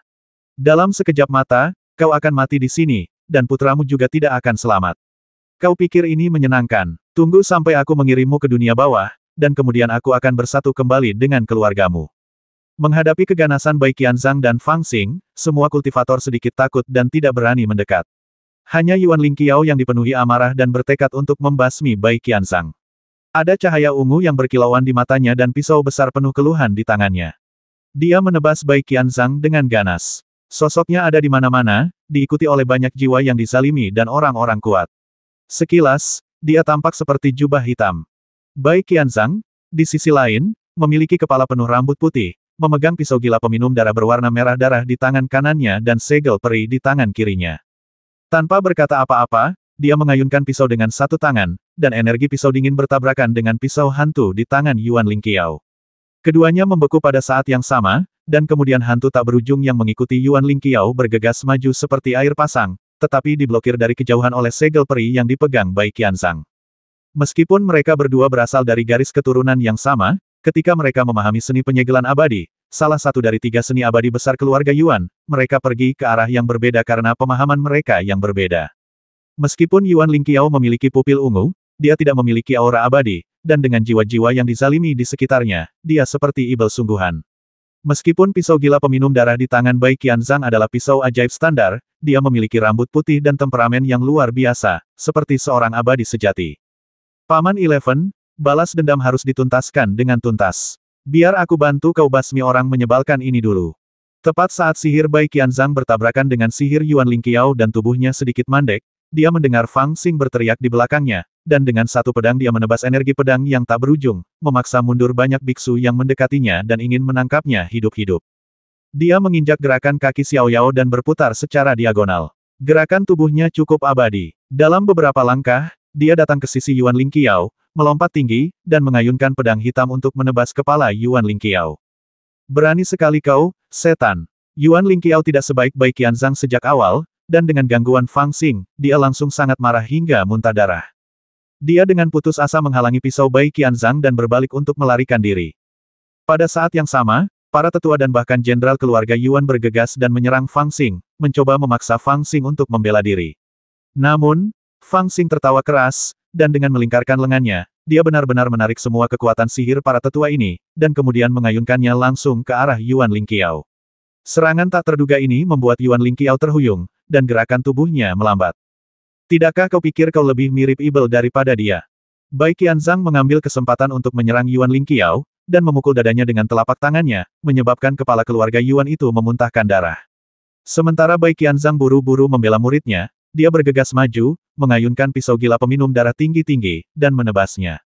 Sao Bai, kamu benar-benar kejam. Lagi pula, dia sepupumu, kan? Pada saat kritis ini, sesosok hitam melesat keluar dari samping, dan menepis pedang Bai Qianzhang dengan tombaknya. Pada saat yang sama, ia berbalik dan mengayunkan tombaknya, dan bayangan tombak itu berubah menjadi bayangan tombak, yang tidak hanya memaksa Bai Qianzhang mundur, tetapi juga bersiul ke depan seperti naga hitam dan berputar langsung ke arah Fang Xing. Ternyata itu adalah kepala keluarga Han. Ia telah mengamati sejak lama dan maju untuk menyelamatkan nyawa Yuan Lingqiao saat ini untuk melakukan kebaikan, tetapi tujuan yang lebih penting adalah memaksa Bai Qianzhang mundur sehingga ia dapat menunggu kesempatan untuk menyerang Fang Xing. Aku masih pamanmu, bagaimana kau bisa begitu kejam? Fang Xing mengumpat dengan keras, melawan balik demi Bai Qianzhang, dan pada saat yang sama, dia mengangkat pedang hitam dengan kedua tangan dan menebas kepala keluarga Han. Anak guk-guk ini sangat ganas. Kepala keluarga Han sangat marah, mengira bahwa dia adalah kepala keluarga Han, seorang hegemon setingkat kaisar bayi kesempurnaan agung, namun Ibel kecil ini baru saja membentuk bayinya kurang dari setahun yang lalu, namun dia berani untuk berhadapan langsung dengannya. Akan tetapi, ilmu pedang Ibel itu benar-benar tajam, dengan satu pedang, 6 roh pendendam menjeratnya. Dibandingkan dengan 5 roh pendendam sebelumnya, ada satu lagi yang tampak seperti Master Fusu, dan salah satunya adalah keponakannya sendiri, Han Jianxiao. Ketika pedang Ibel itu hendak menebasnya, 6 roh pendendam itu benar-benar terbang lebih dulu dan menjerat senjatanya. Adegan aneh ini mengurangi kekuatan tembakannya secara drastis, sementara pedang ajaib menjadi semakin tajam. Melihat bahwa dia bukan tandingan musuh, kepala keluarga Han ketakutan dan mundur dalam sekejap. Misteri gerakan tubuhnya benar-benar di luar kemampuan Fang Xing untuk menghentikannya. Tetapi pada saat ini, Bai Qianzhang melangkah maju tanpa mengucapkan sepatah kata pun dan menunjuk dengan satu jari. Seolah-olah ada sangkar tambahan antara langit dan bumi. Kekuatan penyegelan mengisi kekosongan. Meskipun kepala keluarga Han kuat, dia juga terpengaruh. Tertawa, Fang Xing menebas dengan keras menggunakan pedangnya, dan lengan kepala keluarga Han terangkat. Dia mengambil kesempatan untuk melarikan diri sejauh 100 kaki, merasa terkejut dan marah. Pertarungan ini baru saja dimulai kurang dari 10 napas, tetapi dua patriark keluarga kuno telah terluka. Tentu saja, Yuan Lingqiao memang terluka, tetapi patriark keluarga Han hanya menggunakan sedikit trik. Meskipun lengannya patah, itu sebenarnya hampir tidak berpengaruh padanya. Sebuah ide muncul di benaknya, yaitu menggunakan lengan yang patah untuk melarikan diri dari bahaya yang baru saja menimpanya. Mampu melarikan diri dari situasi berbahaya seperti itu dengan biaya yang sangat kecil hanya dapat menunjukkan bahwa kepala keluarga Han memiliki kultivasi yang mendalam. Namun, di mata orang lain, mereka tidak dapat memikirkan banyak hal saat ini. Mereka hanya terkejut bahwa kepala keluarga Yuan dan keluarga Han sama-sama terluka parah. Adegan ini telah membuat semua pembudidaya di sekitar yang siap bergerak diam-diam ketakutan. Pasangan guru dan murid ini benar-benar sangat menakutkan. Meskipun mereka dikelilingi oleh musuh, mereka tetap begitu ganas dan tak terkalahkan. Haha, aku benar-benar memotong lengan seorang kepala keluarga kuno. Aku akan punya sesuatu untuk dibanggakan di masa depan. Fang Xing tertawa terbahak-bahak saat melihat adegan ini. Kepercayaan dirinya melambung tinggi. 6 mata dari 3 kepala gambar Dharma terbuka pada saat yang sama dan melihat sekeliling dengan ganas. Pada saat yang sama, dia berteriak kepada Bai Qianzhang, "Paman 11, alasan terbesar mengapa kamu diganggu adalah karena orang anehmu dari keluarga Yuan terlalu kuat. Tidakkah orang lain berpikir bahwa tidak ada yang bisa menandinginya?" Ketika dia berada di tahap inti emas, dia membasmi 7 bayi dengan satu pedang. Saya pikir kita tidak jauh lebih buruk dari mereka. Mengapa kita tidak mengambil kesempatan ini untuk memamerkan keterampilan kita? Bai Qianzhang bukanlah orang yang banyak bicara. Saat bertarung dengan orang lain, dia adalah tipe yang tetap tenang dan diam. Namun, ada seorang murid yang banyak bicara yang juga terangsang olehnya. Dia tersenyum tipis, memegang pedang di dadanya, dan berkata sambil tersenyum, "Baiklah, bagaimana cara menunjukkan keterampilan ini?" Fang Xing melirik mereka dengan aneh dan berkata sambil tersenyum aneh, "Dia bisa membasmi 7 bayi dengan satu pedang, jadi bagaimana kalau kita membasmi kepala 8 keluarga?" "Baiklah, seperti katamu." Bai Qianzhang mengikutinya dan melangkah maju. Guru dan muridnya memiliki ide yang sama dan bergegas ke arah timur pada saat yang sama. Di sana, berdiri kepala keluarga Meng, yang telah menunggu kesempatan yang baik untuk bergerak. Dia tampak sangat terkejut. Dia tidak pernah menyangka bahwa sebelum dia dapat menemukan kesempatan untuk bergerak, guru dan muridnya tiba-tiba mengubah gaya serangan balik mereka dan bergegas ke arahnya. Dia sedikit marah di dalam hatinya, tetapi tidak takut. Dia hanya mengerutkan kening dan menepuk tangannya ke arah kehampaan. Dengan suara ledakan, aturan antara langit dan bumi berubah drastis, dan puluhan batu besar muncul. Novel terbaru diterbitkan pertama kali di Liu 9 Suba. Batu-batu ini tampak menggantung di sekelilingnya seperti bukit-bukit kecil, menghalangi langit dan matahari. Pemandangan itu sungguh spektakuler. Tekan mereka semua, kepala keluarga Meng berteriak dingin dan melambaikan tangannya, dan 10 batu besar menyerbu ke depan. Adegan ini terlihat saat dia membuang puluhan gunung hanya dengan lambaian tangannya, kekuatannya begitu dahsyat hingga tak ada tandingannya. Namun, jelas bahwa guru dan murid ini bahkan lebih ganas. Fang Xing menghadapi puluhan batu, menggertakkan giginya dan tertawa kejam, lalu menggunakan gerakan tubuh Xiao Yao untuk menyerbu ke depan. Bai Qianzhang berada di belakangnya, menjepit segel abadi dengan tangannya, mengisi seluruh kekosongan dengan kekuatan penyegelan yang mengerikan, membuat puluhan batu yang menyerbu ke depan tampak terjebak dalam rawa, dan kecepatan mereka menjadi semakin lambat, dan pada akhirnya, mereka hampir terhenti. Lancang, kepala keluarga Meng menggeram dan hendak mengerahkan kekuatan sihir yang lebih kuat ketika dia tiba-tiba melihat Fang Xing berlari ke arahnya. Sosoknya seperti seberkas cahaya yang memantul bolak-balik di antara bebatuan besar. Dia benar-benar menginjak bebatuan untuk bergerak maju dan bergegas di depannya seperti kilat. Kemudian dia menggertakkan giginya dan menebas dengan pedang. Sebelum energi pedang tiba, dia melihat 6 roh pendendam bergegas ke arahnya dengan taring dan cakar yang terbuka. Dia sangat terkejut dan segera membuat keputusan untuk mundur. Dia bertindak tegas dan kecepatan serta reaksinya sangat cepat. Akan tetapi, Fang Xing datang terlalu cepat dan tetap menyentuh dadanya, menyebabkan retakan yang mengerikan pada gambaran dharmanya. Hahaha, yang ketiga, Fang Xing tertawa keras, menginjak batu yang jatuh dengan cepat di udara, dan berbalik ke arah lain. Namun, ketika patriark keluarga Meng mendengar ini, dia sangat marah sehingga dia ingin berteriak, "Yang ketiga, adikmu, aku baru saja dimanfaatkan olehmu secara tak terduga. Bagaimana kamu bisa begitu malu menganggapku sebagai patriark ketiga yang ditebas olehmu?" Ganas dan tak terkalahkan, kekuatan Fang Xing dan Bai Qianzhang telah mengintimidasi semua kultivator dan menembus jauh ke dalam hati mereka, bahkan mengalahkan 3 kepala keluarga kuno berturut-turut. Tidak diragukan lagi, jika detail pertempuran hari ini tersebar, nama guru dan murid ini niscaya akan menyebar ke seluruh dunia dan dikagumi oleh banyak orang. Alasannya sederhana, bahkan jika mereka berdua bergabung, mereka mampu mengalahkan 3 kepala keluarga kuno berturut-turut. Itu benar-benar menakjubkan dan tidak ada yang tidak bisa menerimanya. Karena alasan inilah para kultivator yang tampaknya dikelilingi oleh keributan tanpa akhir di sekitar mereka, saat ini tidak ada seorang pun yang berani melangkah maju. Awalnya, para kultivator ini berasal dari sekte dan kekuatan yang berbeda. Meskipun semua orang ingin mengalahkan Fang Xing, tidak ada yang cukup bodoh untuk menjadi yang pertama melakukannya.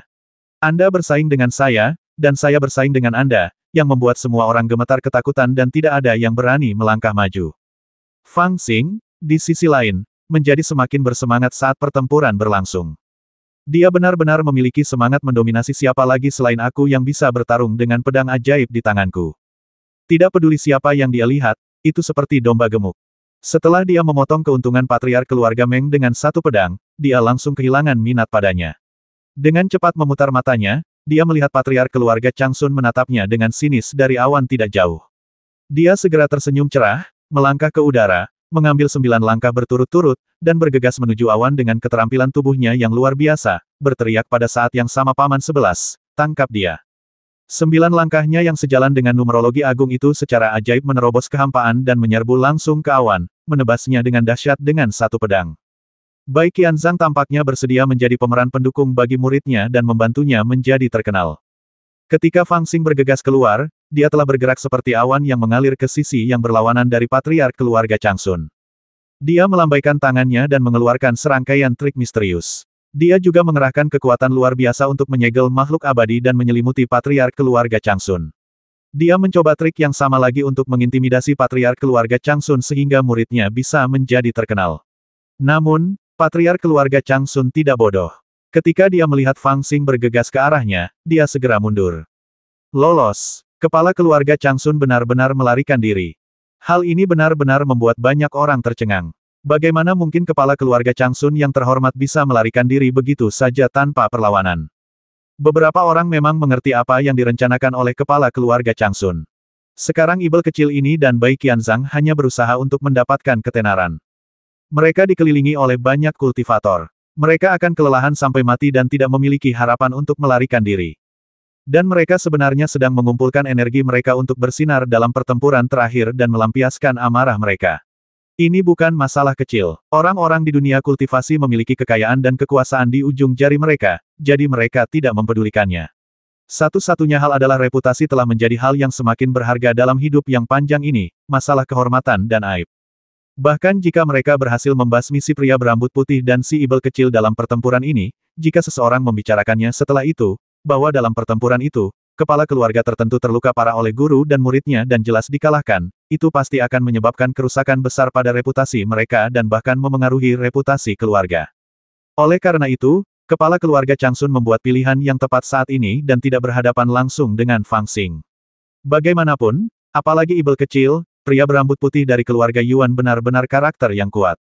Dia pikir dia tidak dapat melawan Bai Qianzhang dan menghadapi ibel kecil yang kejam ini pada saat yang sama. Wahahaha, kepala keluarga Changsun ketakutan. Yang berikutnya, Fang Xing tertegun sejenak, lalu dia kegirangan dan menunjuk kepala keluarga Changsun dan tertawa terbahak-bahak. Kepala keluarga Changsun, yang baru saja melarikan diri tidak jauh dari sana, wajahnya berubah menjadi hijau dan tiba-tiba menyesal menghindari pertempuran. Reputasi melarikan diri tidak lebih baik daripada reputasi frustrasi. Namun, dia menolak untuk kembali dan berhadapan langsung dengan ibel kecil ini dan keluarga Yuan berambut putih agar orang lain dapat memanfaatkannya. Dia hanya berdiri di samping dengan wajah muram, menggertakkan giginya, berpikir bahwa setelah dia menangkap ibel kecil ini, dia harus memberinya pelajaran. Sahabat Fang, Senzu sedang dalam bahaya. Kembalilah ke tanah suci bersama kami. Kami akan melindungimu. Tepat saat Fang Xing tengah mencari-cari kepala 8 keluarga lainnya, sebuah suara terdengar dari samping. Saat menoleh, dia melihat 4 atau 5 sosok berdiri di tengah kabut. Mereka juga memiliki aura yang agung, hampir sekuat kepala keluarga kuno.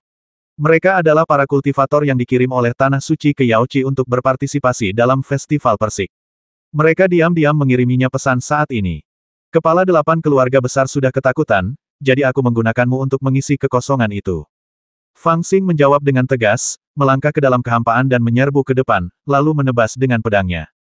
Mengapa orang menyebalkan kecil ini menebas orang saat ia melihatnya? Ketika para pengunjung dari keluarga kuno di Tanah Suci melihat pemandangan ini, mereka tidak dapat menahan diri untuk tidak mengutuk dalam hati mereka, tetapi mereka tidak ingin menjadi target utamanya. Salah satu dari mereka dengan marah mengaktifkan teknik rahasia klan kuno, dan potongan-potongan kabut turun, membungkus tubuh mereka lapis demi lapis. Ketika Fang Xing mengayunkan pedangnya, langit tiba-tiba kosong dan tidak ada sosok. Orang-orang ini telah melarikan diri ratusan kaki jauhnya. Jangan lari, Fang Xing sangat marah, dan tepat saat dia hendak berkelahi, dia malah mengejarnya sambil mengacungkan pedangnya. Cukup, pencuri kecil. Sebelum dia melangkah 2 langkah, tiba-tiba dia mendengar teriakan-teriakan dingin datang dari segala penjuru. Dalam kehampaan, beberapa sosok halus dan aneh tiba-tiba muncul, berdiri pada sudut khusus, dan membentuk segel pada saat yang sama. Pada saat yang sama, kekuatan kurungan aneh mulai muncul di kehampaan di sekitar Fang Xing, dan bahkan ilusi muncul kembali di depan matanya. Di atas 9 langit, bintang-bintang sangat terang saat ini, dan peta bintang terbentuk untuk menekannya. Kekuatan semacam itu seperti seseorang yang menghadapi langit berbintang yang luas. Secara tidak sadar, perasaan putus asa dan tidak berdaya muncul di hatinya, dan dia bersedia untuk ditekan. Negeri peri kecil. Adegan ini tidak saja mengejutkan Fang Xing, tetapi juga banyak kekuatan lain di sekitar yang menyaksikan dengan penuh rasa iri. Tanpa diduga, pada saat ini, semua kultivator di alam abadi kecil langsung bertindak, dan mereka menggabungkan kekuatan pada saat yang sama, mencoba untuk menekan Fang Xing secara langsung. Hati semua anggota keluarga Gu terangkat, bahkan aura pembasmi yang mengerikan pun muncul. Meskipun tidak ada satupun dari mereka yang bersedia menjadi umpan meriam dan bertarung sampai mati dengan Fang Xing dan Bai Qianzhang, mereka juga tidak rela melihat Fang Xing jatuh ke tangan kekuatan lain. Mereka dapat maju untuk menghabiskan kekuatan Fang Xing, tetapi jika mereka ingin menangkapnya, lupakan saja. Jika Anda maju untuk melawan Fang Xing secara langsung, yang lain hanya akan menganggap Anda orang bodoh dan kambing hitam bagi yang lain, tetapi jika Anda ingin menangkap Fang Xing, Anda akan menjadi musuh semua kultivator. Fang Xing sudah ditundukkan oleh 5 orang dari alam abadi kecil yang mengawasinya dengan saksama. Pada saat ini, Mata Bai Qianzhang memancarkan cahaya aneh, dia datang langsung dari kejauhan untuk membasmi, pedang gila peminum darahnya menebas dengan keras. Pada saat yang sama, Fang Xing, yang ditekan oleh langit berbintang di atas kepalanya, juga memiliki ekspresi kejam di wajahnya.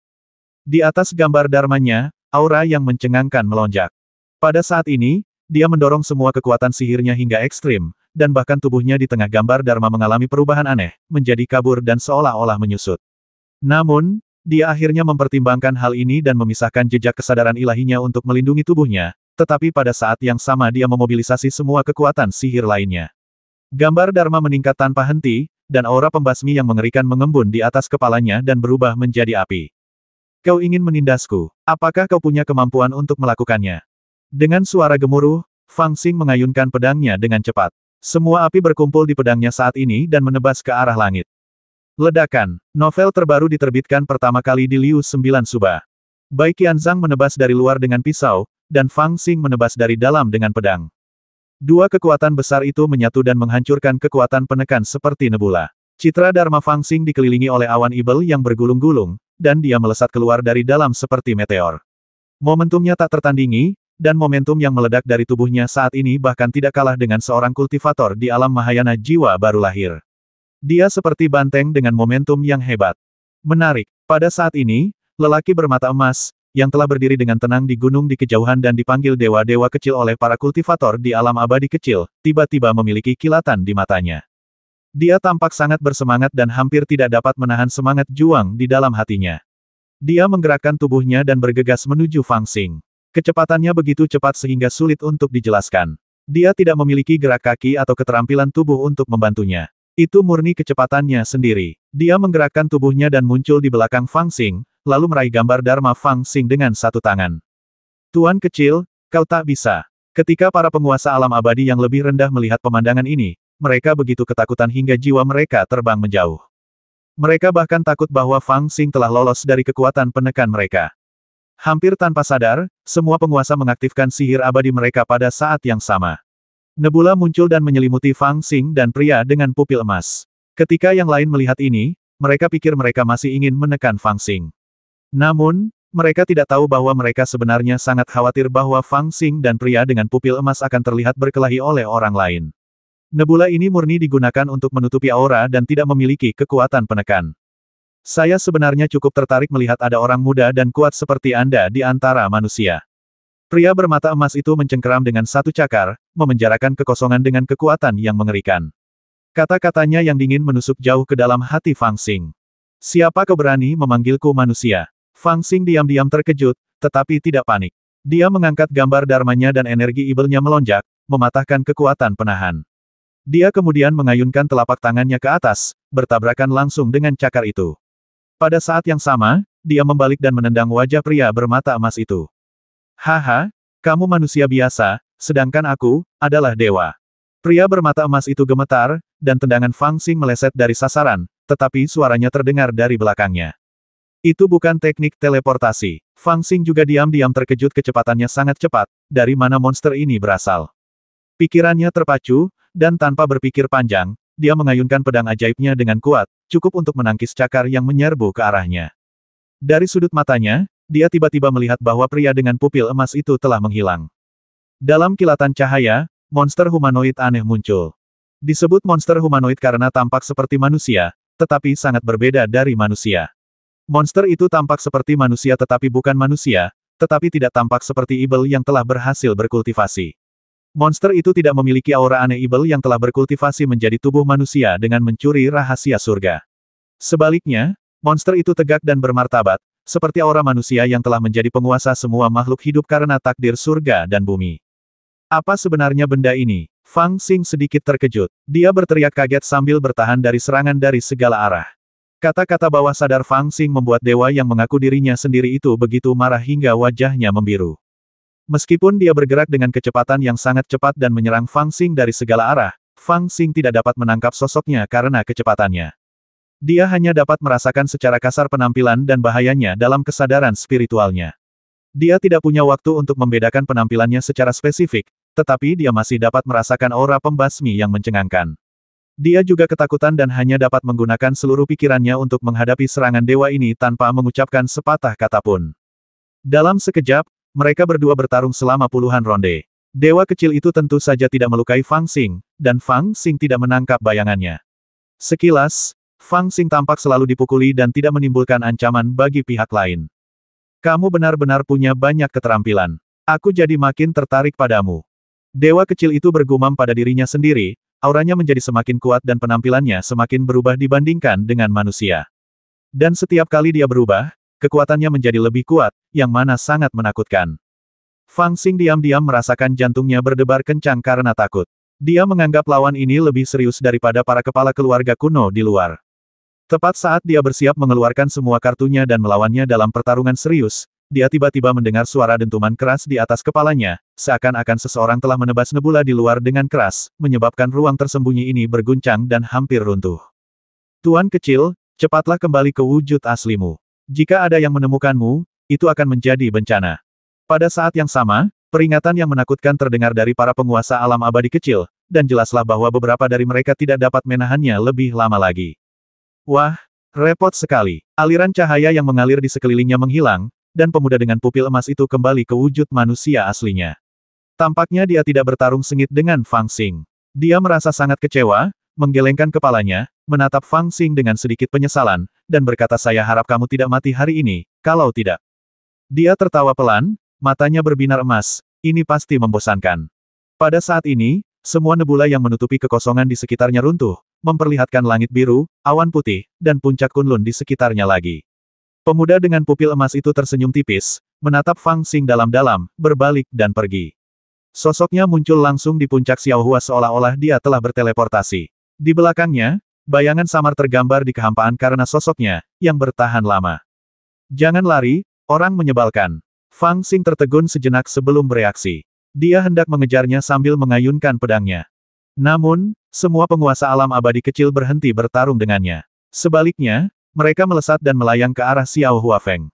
Mereka tampaknya takut pada Fang Xing dan berhenti bertarung dengannya. Sebaliknya, mereka meninggalkan medan perang dan melarikan diri. Pada saat yang sama, beberapa aura yang mencengangkan terbang dari segala arah Fang Xing, memengaruhi pikirannya seperti gelombang pasang, menyebabkan Fang Xing memperhatikan dewa kecil itu. Keluar dari sini, Fang Xing meraung, berbalik dan mulai menebas tanpa melihat siapa lawannya, ia hanya menebas secara acak. Energi pedang dari pedang Ibel tidak melemah dalam pertempuran sengit ini, tetapi menjadi lebih ganas. Pedang itu menyapu kehampaan dan merobohkan semua master yang menyerangnya dari belakang. Beberapa tewas, beberapa terluka, dan anggota tubuh yang patah jatuh seperti hujan. Di sampingnya, Bai Qianzhang juga bergegas mendekat. Melihat bahwa dia baik-baik saja, dia menghela napas lega. Master dan murid itu bergabung lagi dan menebas ke segala arah. Untuk sesaat, saat alam abadi kecil dikalahkan, guncangan di hati para kultivator dari segala arah telah mencapai puncaknya. Setan kecil ini sungguh ganas. Dia menendang kepala keluarga Yuan, menebas kepala keluarga Han dan Meng dengan pedang, dan membuat kepala keluarga Changsun ketakutan sehingga dia melarikan diri. Tidak hanya kepala keluarga lain menolak untuk muncul, tetapi dia juga membuat para master klan Tanah Suci kuno sangat takut sehingga mereka menghindarinya. Para master alam abadi kecil mengambil tindakan, tetapi dia dengan paksa menerobos segel dan mereka yang dikejar dan dibasmi melarikan diri ke segala arah seperti tumpukan pasir lepas. Meskipun semua ini tidak dapat dipisahkan dari bantuan Bai Qianzhang, dia masih tidak dapat menahan kekuatan yang begitu dahsyat. Haha, siapa lagi? Fang Xing membasmi semua kultivator yang menyerbu ke arahnya, dan dia merasa gembira lagi, siap mencari seseorang untuk bertarung lagi. Ia tampak seolah tak terkalahkan dan memandang rendah semua makhluk hidup. Kita tidak bisa membiarkannya terus seperti ini. Ayo kita bersatu untuk mengalahkannya. Tak jauh dari situ, seorang lelaki yang tingginya setidaknya 3 meter dan berpenampilan seperti menara besi hitam berteriak keras, sambil memegang gada di tangannya. Kepala keluarga Zan, salah satu dari 8 keluarga besar di wilayah tengah, yang berbicara. Setelah mendengar ini, kepala keluarga kuno lainnya juga melangkah maju dan memperlihatkan sosok mereka. Namun, mereka melihat bahwa alam abadi kecil dan tanah suci siap bergerak. Mereka tidak berani membelot lagi. Jika mereka terlalu perhitungan, mereka mungkin ditangkap oleh pasukan lain. Tidak akan mudah untuk mendapatkan mereka kembali saat itu. Akan lebih baik bagi mereka untuk bergabung untuk menangkap Fang Xing terlebih dahulu. Dengan cara ini, bahkan jika keluarga mereka tidak dapat memonopoli kekayaan, setidaknya itu akan menguntungkan bagi Sensu. Lebih baik daripada jatuh ke tangan tanah suci atau alam abadi kecil. Sang patriark secara pribadi menggabungkan kekuatan, dan setelah melihat ini, semua kultivator lainnya mundur, tidak berani terseret ke dalam pertempuran. Sekelompok jenderal yang kalah, masih berani datang sekarang. Menghadapi aura mengerikan dari kepala keluarga kuno itu, Fang Xing bersikap meremehkan dan berteriak dingin sambil mengangkat pedangnya. Kepala berbagai keluarga hampir begitu marah mendengar pernyataan ini hingga hidung mereka hampir bengkok. Seberapa tebal kulit mereka sehingga mereka bisa disebut kalah. Guk-guk kecil itu bicara omong kosong, cepatlah menyerah. Kepala keluarga kuno berteriak dingin, dan mereka semua maju ke depan, menghalangi Fang Xing dari semua sisi. Jalinan energi itu bagaikan langit yang mengagetkan. Pertarungan sengit sesungguhnya akan segera terjadi. Fang Xing dan Bai Qianzhang saling berpandangan dan melihat kesungguhan di hati masing-masing. Bagaimanapun, mampu membuat para kepala keluarga kuno mengabaikan status mereka dan bergabung untuk menekannya sudah merupakan suatu kehormatan yang luar biasa. Namun, pada saat ini, Fang Xing tidak merasakan ketakutan apapun di dalam hatinya. Sebaliknya, dia menjadi lebih bersemangat dan lebih penuh harap. Cukup. Namun, pada saat ini, teriakan dingin samar tiba-tiba menyebar ke seluruh langit. Dari tempat suara itu berasal, beberapa aura yang mencengangkan muncul dari segala arah, dan samar-samar mengelilingi seluruh kehampaan. Melihat ke arah asal aura itu, orang dapat melihat bahwa di semua arah pegunungan Kunlun, seorang kultivator hebat dengan aura yang mencengangkan muncul. Beberapa adalah wanita dengan liontin mutiara, dan beberapa adalah pria tua berjubah putih dengan rambut dan janggut yang berkibar. Mereka masing-masing menempati satu arah, samar-samar membentuk formasi segi delapan, duduk di kehampaan. Orang yang berbicara itu tidak lain adalah Ibu Suri Yaoqi, yang berdiri dengan tenang di udara. Matahari telah terbenam dan dunia tampak suram, tetapi cahaya ilahi di tubuhnya seperti awan, menerangi langit dan bahkan menutupi cahaya bulan di langit. Suaranya dingin tetapi dengan sedikit amarah. Aku, Yaoqi, mengundang kalian sesama penganut Tao untuk datang ke sini untuk menghadiri pertemuan peri persik, bukan untuk melihat kalian memamerkan kekuatan ilahi kalian. Kalian baru saja berselisih paham dan bertarung tanpa henti di Gunung Kunlunku, menyebabkan darah mengalir seperti sungai. Apakah kalian memprotesku, Yaoqi? Novel terbaru diterbitkan pertama kali di Liu 9 Suba.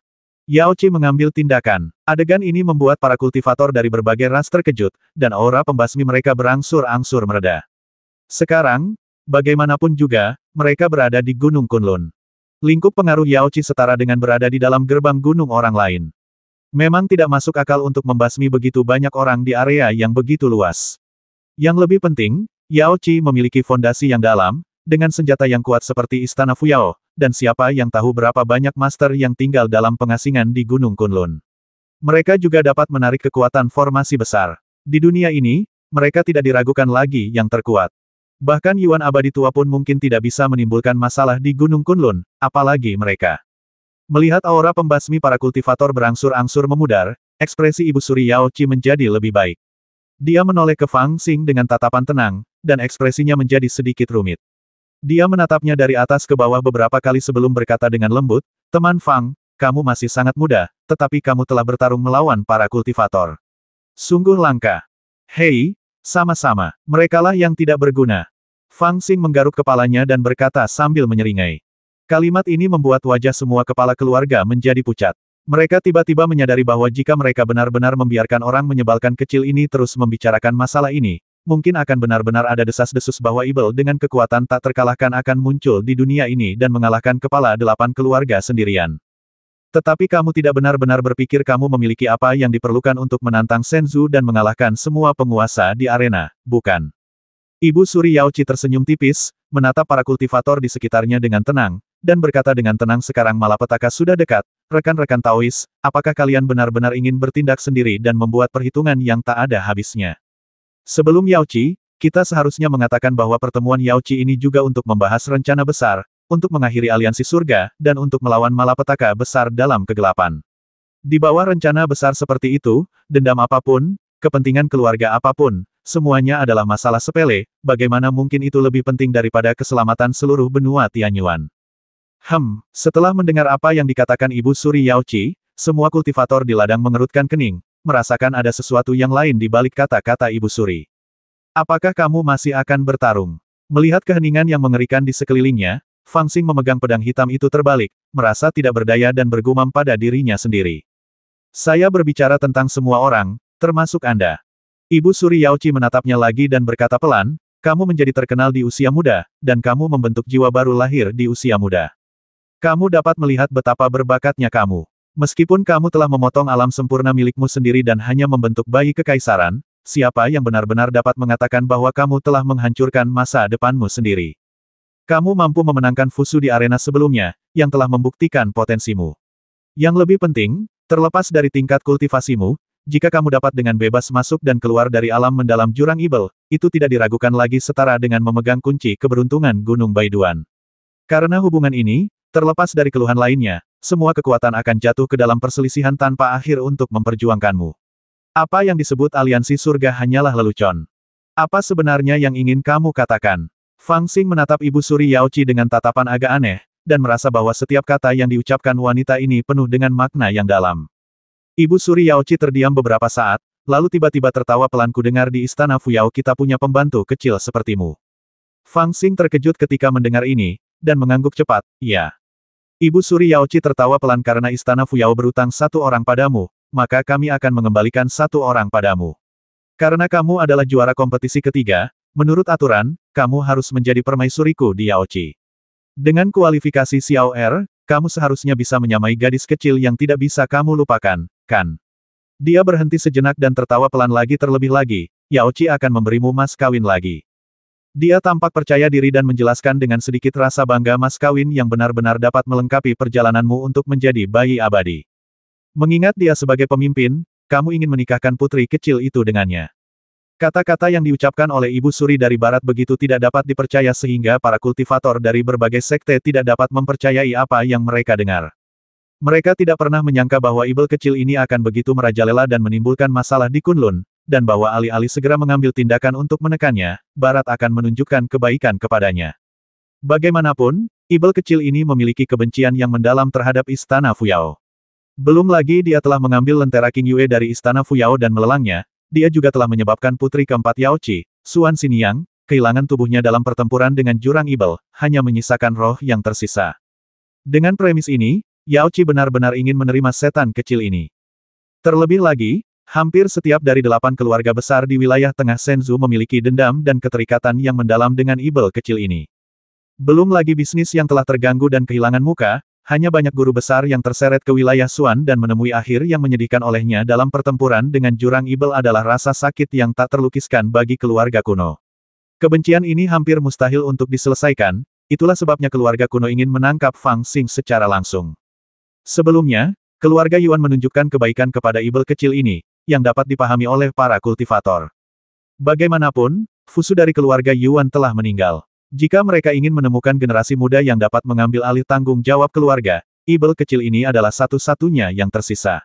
Dan di bawah permohonan Yuan abadi tua, yang mengorbankan wajahnya, keluarga-keluarga kuno ini tidak punya pilihan selain untuk sementara waktu setuju.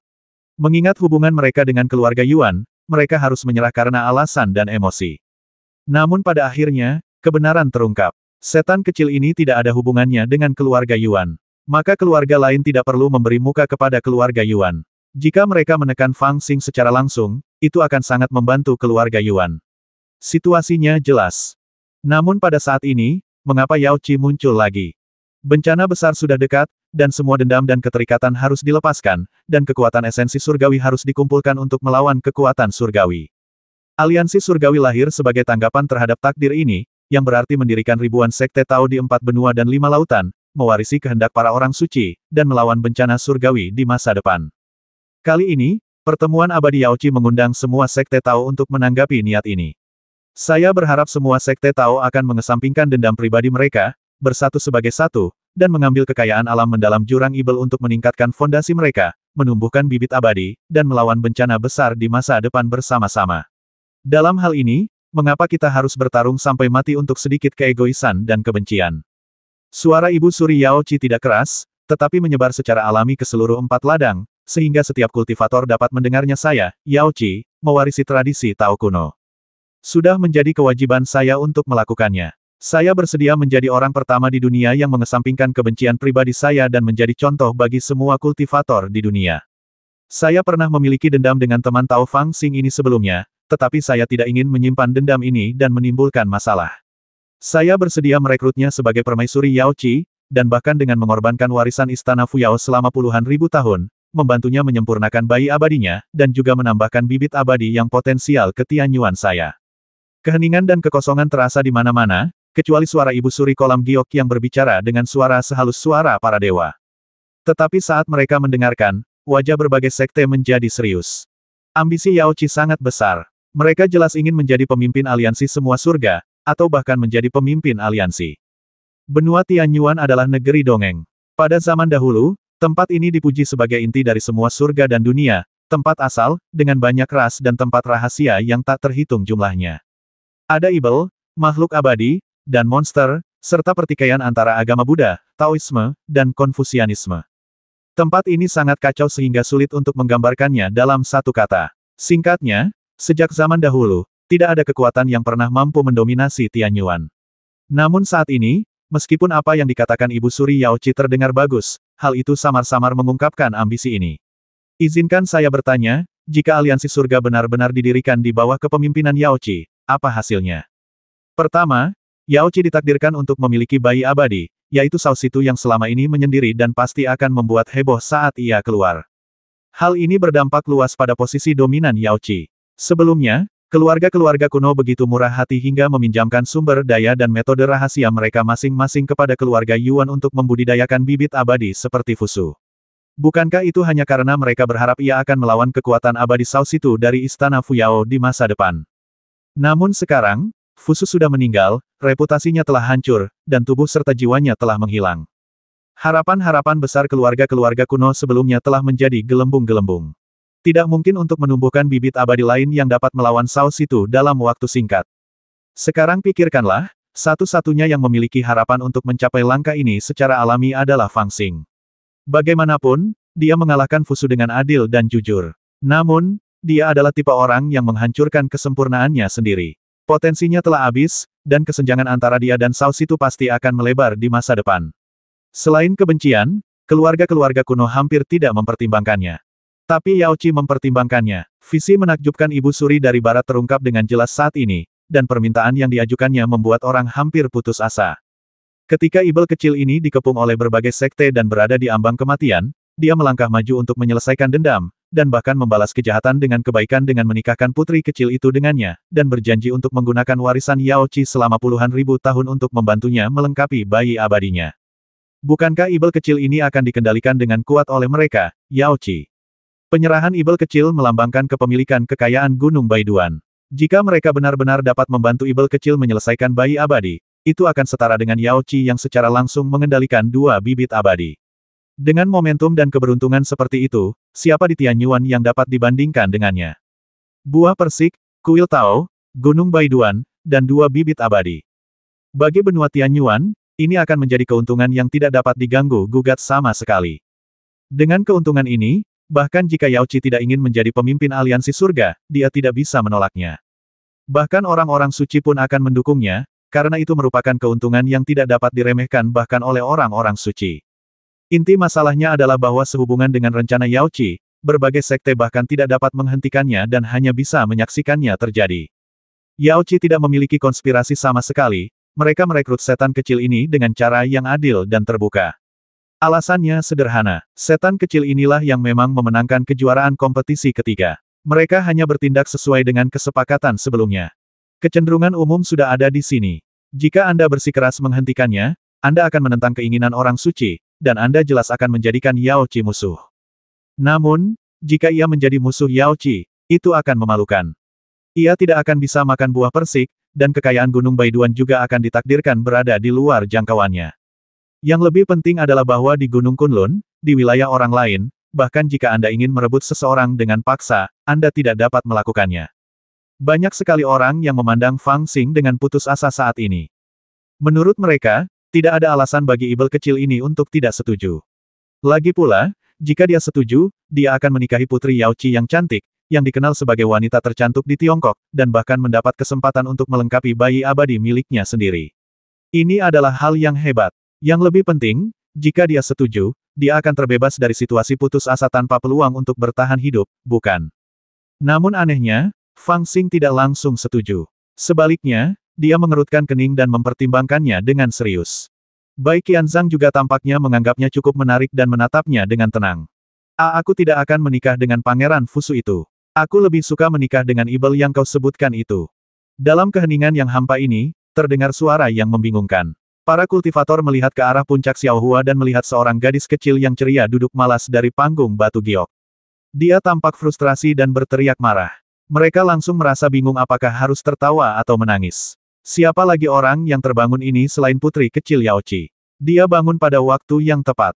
Sekarang kamu boleh merasa puas. Menurut peraturan yang ditetapkan oleh Yaoqi kita, justru teman Fang itulah yang memenangkan tempat ketiga dalam kompetisi. Ibu suri Yaoqi berbicara dengan tenang, tetapi dia menatap Fang Xing dengan tatapan rumit. Kau mencoba menipuku. Setan itu sudah mati. Novel terbaru diterbitkan pertama kali di Liu 9 Suba. Putri kecil Yaoqi menggelengkan kepala kecilnya dan berteriak dengan ekspresi agak sedih dan marah di wajahnya.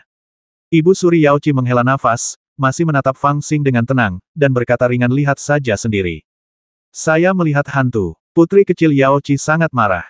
Tanpa sadar dia menoleh dan melihat pria yang dikiranya sudah mati itu menoleh ke arahnya dan tersenyum padanya. Dia begitu takut hingga dia melompat sambil berteriak wow dan wajahnya menjadi pucat. Pikirannya berpacu dan dia tidak tahu apa yang sedang terjadi. Butuh 4 atau 5 napas untuk bereaksi. Namun setelah bereaksi, dia berkata, aku salah. Aku lebih baik menikah dengan kakak Fusu daripada Ibel ini. Wajah Fang Xing yang tadinya tersenyum tiba-tiba berubah menjadi hijau, dan setelah beberapa saat dia berkata dengan dingin, kamu pasti benar-benar seorang janda, kan? Ibu suri Yaoqi tidak menyangka putri kecil itu akan berkata seperti itu. Dia sangat gelisah. Namun, dia tidak bisa membiarkan putri kecil itu mengacaukan situasi di saat kritis seperti ini. Dia menunjuk Fang Xing dengan jarinya dengan akrab. Putri kecil itu, yang hendak melompat dan berdebat dengan Fang Xing, pingsan lagi. Dia menatap Fang Xing dengan tenang dan berkata dengan ringan, aku juga tahu bahwa kamu telah memikirkan tentang gadis kecil yang dibawa kembali ke istana Fuyao oleh kakak keempat. Sayang sekali dia telah memasuki istana Fuyaoku dan tidak dapat menikah dengan orang lain. Tetapi aku, Putri Yaoqi, berstatus bangsawan dan keluarga kerajaan. Aku tidak akan mengecewakanmu. Selain itu, kalian telah berbagi kesulitan bersama. Itu dapat dianggap sebagai pernikahan yang ditakdirkan oleh surga. Awalnya, putri kecil itu sebenarnya diculik oleh Fang Xing, tetapi Ibu Suri berkata bahwa keduanya pernah mengalami kesulitan yang sama, yang kedengarannya jauh lebih baik. Dia juga mengisyaratkan satu hal, yaitu bahwa Xiaomen tidak dapat dikembalikan kepada Fang Xing, tetapi dia menggunakan putri kecil itu untuk memberinya kompensasi. Setelah mengatakan ini, dia berhenti berbicara dan hanya menunggu dengan tenang jawaban Fang Xing. Status seorang putri tidak akan pernah kalah dengan seorang pelayan kecil. Dalam situasi ini, jika Anda setuju, Anda akan berhasil dalam semalam, tetapi jika Anda tidak setuju, Anda akan berada dalam bahaya kematian. Apa yang harus Anda pilih? Saya yakin bahkan orang bodoh pun akan mengerti. Semua petani di ladang memahami kebenaran ini dan hampir menyerah untuk menghentikannya. Akan tetapi, baik mereka maupun Ibu Suri Yaoqi tidak menyangka bahwa pikiran Fang Xing benar-benar berbeda dari orang-orang biasa. Jika kamu ingin menikahi gadis cantik sepertiku, tentu saja aku setuju. Jawaban Fang Xing yang bersemangat setelah mempertimbangkannya membuat wajah Ibu Suri Yaoqi menunjukkan sedikit kegembiraan. Namun, sebelum kegembiraannya benar-benar berkembang, kalimat Fang Xing berikutnya tiba-tiba membuat wajahnya pucat, tapi aku tidak bisa menyerahkan Xiaomenku. Jadi, berikan aku keduanya. Bagaimanapun, kau mencuri salah satunya dariku sejak awal, jadi sudah sepantasnya kau memberiku sedikit bunga sekarang. Pada saat ini, semua pembudidaya merasakan angin bersiul di dalam hati mereka. Setan kecil ini benar-benar tidak bodoh, dia hanya terlalu serakah. Ibu Suri Yaoqi dipenuhi dengan kebencian setelah mendengar ini. Setelah beberapa lama, wajahnya menjadi pucat dan dia berkata dengan suara dingin, ini tidak mungkin. Wajah Fang Xing berubah setelah mendengar ini, dan dia berkata dengan getir, kalau begitu kamu terlalu tidak tulus. Yaoqi tidak tulus. Perkataan Fang Xing membuat semua kultivator di sekitarnya tertawa dan menangis. Bahkan jika mereka diam-diam tidak puas dengan konspirasi Yaoqi, mereka tidak dapat menahan diri untuk tidak membela Yaoqi, mengira bahwa Anda adalah orang yang berada dalam situasi putus asa, menunggu untuk mati, tetapi mereka telah mengesampingkan dendam masa lalu mereka dan membantu Anda keluar dari krisis. Selain itu, mereka telah bernegosiasi dengan ibel kecil seperti Anda yang tidak memiliki dasar yang setara dengan status garis keturunan Tao Yaoqi yang bermartabat. Mereka berutang kepada Anda seorang pelayan kecil, tetapi akan mengembalikan Anda seorang putri kecil dengan status bangsawan, dan juga akan memberi Anda mas kawin yang dapat menebus bayi abadi Anda. Apakah ini bisa disebut ketidaktulusan? Ini adalah hal yang hebat bagi praktisi manapun. Ibu Suri Yaochi juga tampak sangat tidak senang, bahkan agak bingung. Dia mengerutkan kening dan menatap wajah Fang Xing, seolah-olah dia tidak yakin apakah ibel kecil ini hanya menggodanya atau benar-benar bertekad untuk memiliki pelayan kecil itu. Di sisi lain, seorang kultivator tua dengan janggut putih yang terurai berkata dengan muram, "Dasar orang menyebalkan kecil yang tidak tahu terima kasih, apakah kau benar-benar berpikir bahwa kami di Yaochi memiliki kesabaran yang begitu besar terhadapmu? Jika kami tidak tulus kepadamu dengan memperlakukanmu seperti ini, maka apakah tulus jika kami membasmimu begitu saja?" Wajah Fang Xing tiba-tiba berubah, dan dia tampak sangat serius.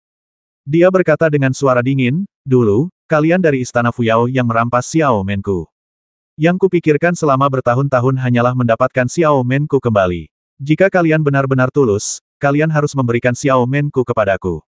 Kalian jelas tahu apa yang kuinginkan, tetapi kalian bersikeras memberiku yang satu lagi, dan bahkan membujukku untuk mengatakan bahwa yang ini lebih baik dan membiarkanku menerimanya begitu saja. Apakah perilaku seperti ini bisa dianggap tulus? Omong kosong. Memberikanku kedua hal itu akan dianggap tulus. Anda." Setelah mendengar kata-kata ini, orang-orang merasa terdiam.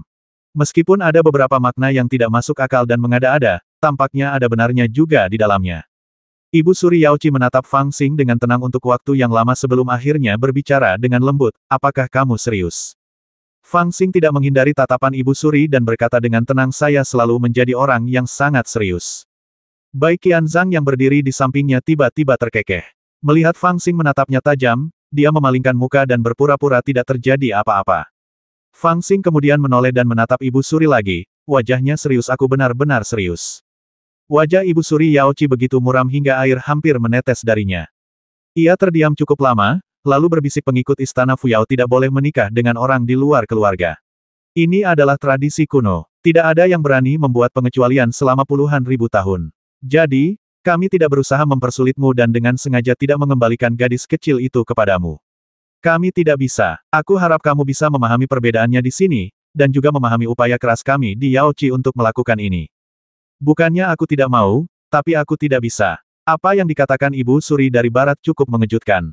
Ini sama saja dengan merendahkan dirinya sendiri dan merendahkan statusnya untuk menjelaskan kepada Fang Xing, yang benar-benar menunjukkan ketulusannya. Namun, Fang Xing menunjukkan ketidaktahuannya yang ekstrim saat ini. Setelah mendengar ini, dia tidak hanya tidak memanfaatkan situasi, tetapi juga menjadi marah. Dia melambaikan tangannya yang besar, melesat ke udara, dan berteriak dengan nada merendahkan, "Mengapa kamu tidak mempertimbangkan ini ketika kamu merebut Xiao Men dariku? Sekarang kamu berbicara tentang upaya yang melelahkan, mengapa kamu tidak memikirkan upaya melelahkan yang telah kulakukan untuk membawa Xiao Men kembali? Jangan bicara banyak hal yang tidak berguna kepadaku. Sekarang, aku hanya ingin menanyakan satu pertanyaan terakhir kepadamu, apakah kamu bersedia mengembalikan Xiao Men kepadaku?" Ledakan. Cara dia menatap ke arah Ibu Suri Kolam Giok dan berteriak padanya dengan keras benar-benar mengejutkan semua kultivator di sekitarnya. Bukankah sikap ini terlalu arogan? Itulah Ibu Suri Sungai Yaochi, seorang yang berstatus sangat mulia, bahkan orang suci pun akan bersikap sopan padanya. Setan kecil ini benar-benar menanyainya dengan cara yang merendahkan, dan bahkan ada sedikit paksaan. Apakah dia sungguh lelah hidup? Dia tidak hanya menyerahkan kesempatannya untuk naik ke puncak demi pelayan kecil itu, tetapi dia juga ingin mendatangkan malapetaka pada dirinya sendiri. Sepertinya kamu memang orang yang tidak tahu berterima kasih. Ibu Suri Yaochi menatap Fang Xing di udara dengan tatapan dingin. Setelah beberapa lama, dia berkata dengan sungguh-sungguh, "Aku, Yaochi, telah merendahkan diri kepadamu dengan tulus, dan surga dapat menjadi saksinya. Tetapi kamu, bocah nakal, begitu tidak tahu niat baik sehingga kamu bersikeras melanggar tabu Istana Fuyaoku. Kamu bertekad untuk menjadi musuh kami. Aku benar-benar tidak tahu dari mana kamu mendapatkan kepercayaan diri itu. Apakah kamu pikir kami tidak berani membasmimu, atau apakah kamu memiliki kesempatan untuk melarikan diri?" Sudah ada sedikit kesan niat membasmi dalam kalimat ini. Saat dia berbicara, semua kultivator hebat yang dikerahkan oleh Yaochi di sekitarnya melambaikan tangan mereka pada saat yang sama dan membentuk mantra. Terdengar ledakan keras, seperti guntur gelap. Dunia dengan radius 100 mil tiba-tiba bersinar dengan cahaya ungu redup, dan kemudian membentuk formasi besar yang menyelimuti langit, seperti penutup yang sepenuhnya menutupi dunia tanpa meninggalkan celah. Pada saat yang sama, di bawah puncak Xiaohua dan puncak Lianhua, bebatuan, pohon-pohon kuno, bahkan air, logam, dan api berkumpul bersama. Rune saling terkait tanpa henti, dan mengembun menjadi 5 raksasa yang tingginya ratusan kaki. Mereka berwarna kuning, hijau, hitam, emas, dan merah. Mereka mengenakan baju besi dan memiliki pedang besar di pinggang mereka. Mereka berdiri tegak dan mengelilingi Fang Xing di tengah. Mata kosong mereka saling terkait dan mengunci Fang Xing dengan kuat. Tirani dan aura menakutkan di tubuh mereka tidak kalah dengan para kultivator di alam Kaisar Bayi Mahayana. Prajurit 5 elemen. Yao Qi benar-benar memurnikan prajurit 5 elemen. Banyak sekali orang yang berteriak dalam hati, ekspresi mereka sangat ketakutan. Yang dipanggil Yao Qi tidak lain adalah prajurit 5 elemen kuno, yang memenjarakan kekuatan 5 elemen langit dan bumi untuk dirinya sendiri, berubah menjadi boneka dengan kekuatan yang sangat mengerikan. Meskipun ia hanya tampak sebagai prajurit yang paling kasar, ia mampu menyaingi Kaisar Bayi Mahayana, karena keberadaan semacam ini yang dipadatkan oleh kekuatan langit dan bumi tidak sebanding dengan boneka biasa. Faktanya, pada zaman kuno, keberadaan semacam ini yang secara langsung dipadatkan oleh kekuatan langit dan bumi disebut dewa, dan dipuja dan disembah oleh semua orang, simbol kekuatan tertinggi. Atau dengan kata lain, mereka melambangkan kekuasaan. Semua praktisi terkejut sesaat, dan tidak seorang pun berbicara untuk waktu yang lama. Entah berapa banyak pikiran yang terlintas di benak mereka. Mengapa Yao Qi memanggil prajurit 5 elemen saat ini? Mengapa butuh usaha yang begitu besar hanya untuk mengalahkan setan kecil ini? Saya khawatir mereka hanya ingin menggunakan ini sebagai alasan untuk memamerkan latar belakang mereka yang kuat kepada semua sekte di saat yang sama. Hehe, apa maksudmu dengan tidak tahu terima kasih? Kalian Yao Qi yang tidak tahu terima kasih, kan? Dikelilingi oleh kelima dewa ini, Fang Xing sama sekali tidak takut. Sebaliknya, dia menjadi semakin marah. Dia berteriak dingin, apa yang ingin kamu lakukan dengan memanggil kelima boneka tanah liat ini? Apakah kamu mencoba menakut-nakutiku? Kukatakan padamu, Jalang, sekarang adalah kesempatan terakhir yang akan kuberikan padamu, Yao Qi. Kembalikan Xiaomen kepadaku segera, dan berikan aku putri roti kukus kecil itu sebagai hadiah. Mintalah aku untuk duduk di kursi utama perjamuan persik, dan berikan aku sekeranjang buah persik terbaik. Hanya dengan begitu aku masih bisa berteman denganmu, Yao Qi. Kalau tidak, hehe. Di akhir pidatonya, matanya menyipit. Saya akan marah. Novel terbaru diterbitkan pertama kali di Liu 9 Suba. Ini sungguh keterlaluan. Bahkan mereka yang tidak menyukai Yao Qi mulai berpikir bahwa Fang Xing sudah keterlaluan. Dia tidak hanya menyebut Ibu Suri sebagai Jalang Bau, dia juga diam-diam mengancamnya dan bersikeras membawa pelayan kecil dan sang putri. Apakah ini perekrutan menantu laki-laki? Jelas sekali dia sedang berencana merampok seseorang, kan? Samar-samar, semua pembudidaya bahkan merasa bahwa setan kecil ini mungkin benar-benar menjadi gila.